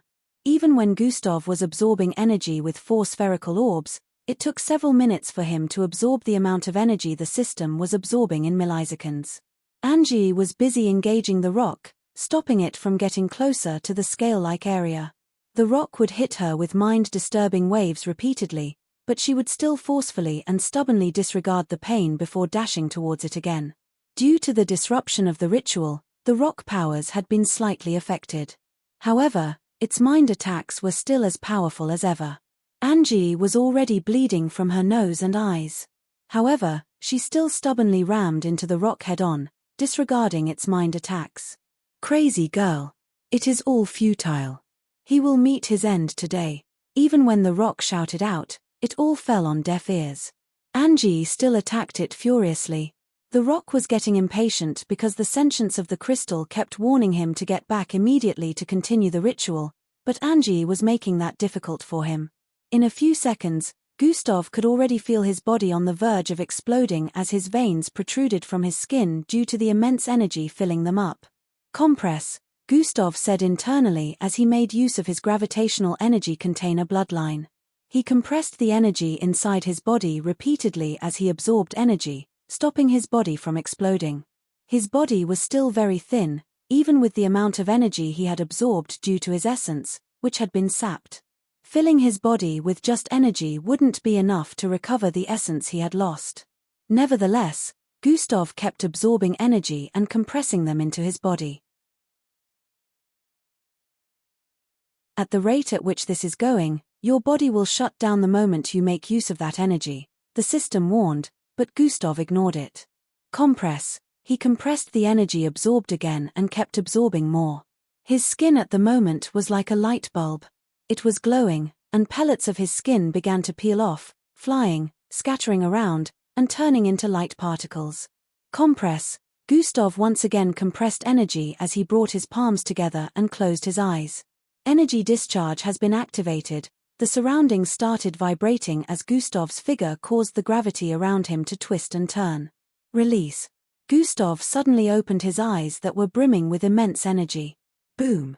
The compressed energy Gustav had been storing blasted out of his body. Bang.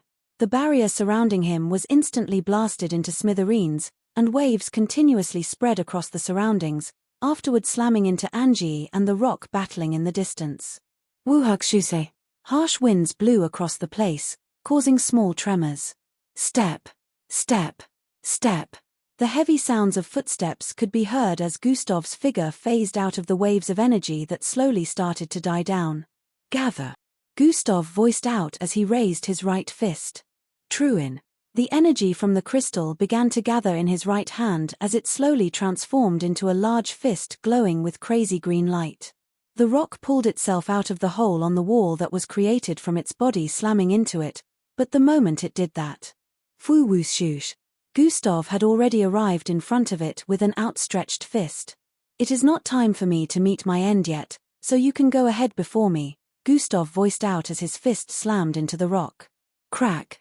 A loud crack resounded in the vicinity after the collision as Gustav's fist penetrated through the rock, followed by a loud explosion. Boom.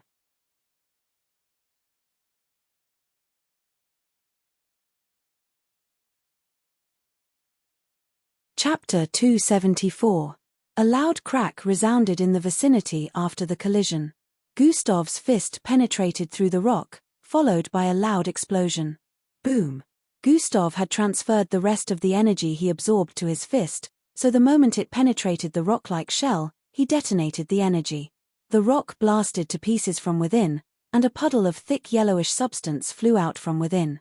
The blast affected the rock and the wall behind, causing a wide hole that was more than 20 feet deep to appear on it.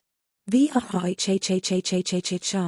wall vibrated with intensity as cracks spread all across it, and rocks began to fall to the bottom of the hole.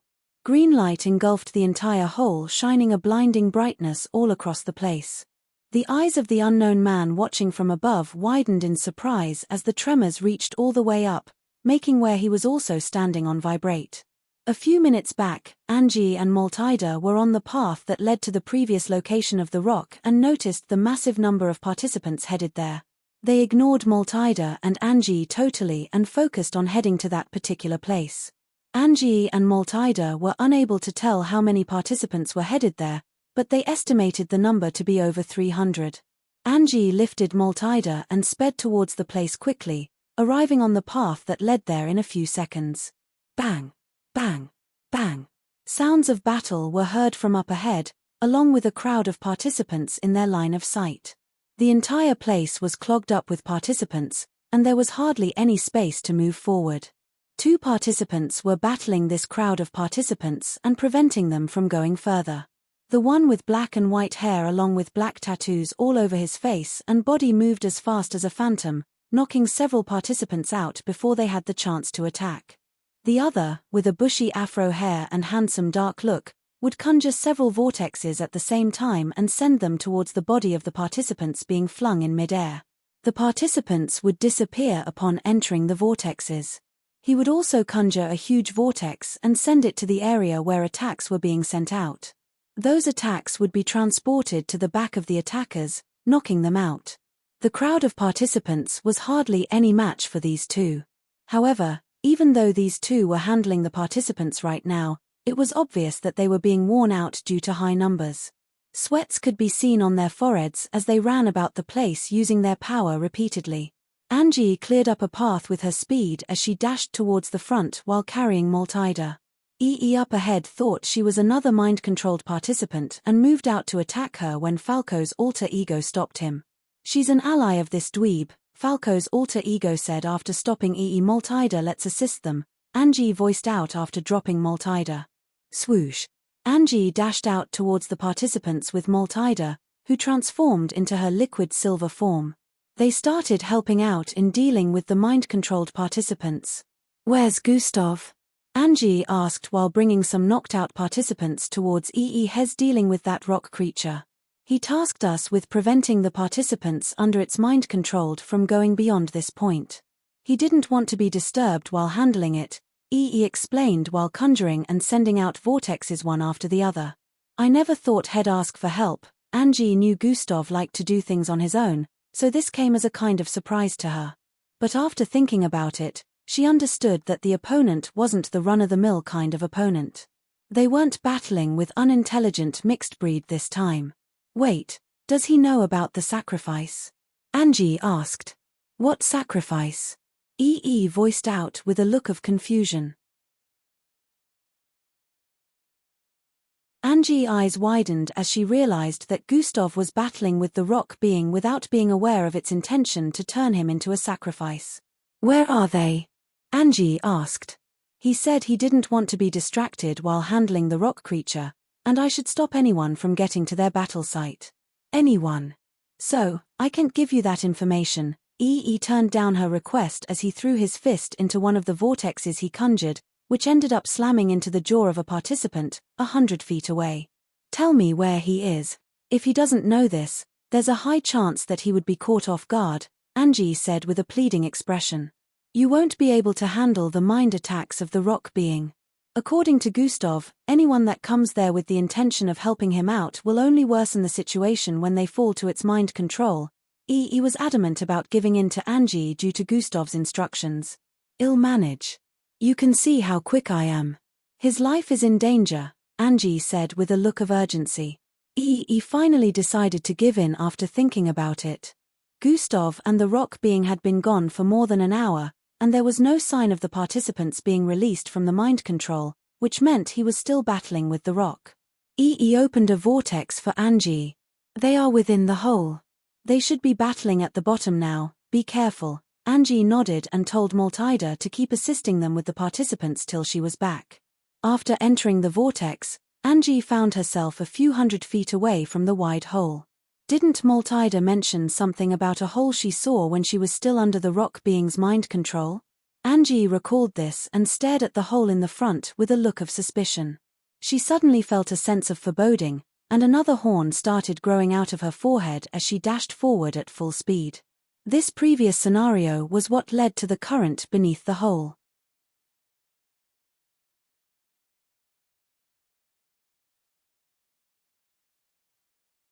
Chapter 275. Boom. Crumble. Crumble.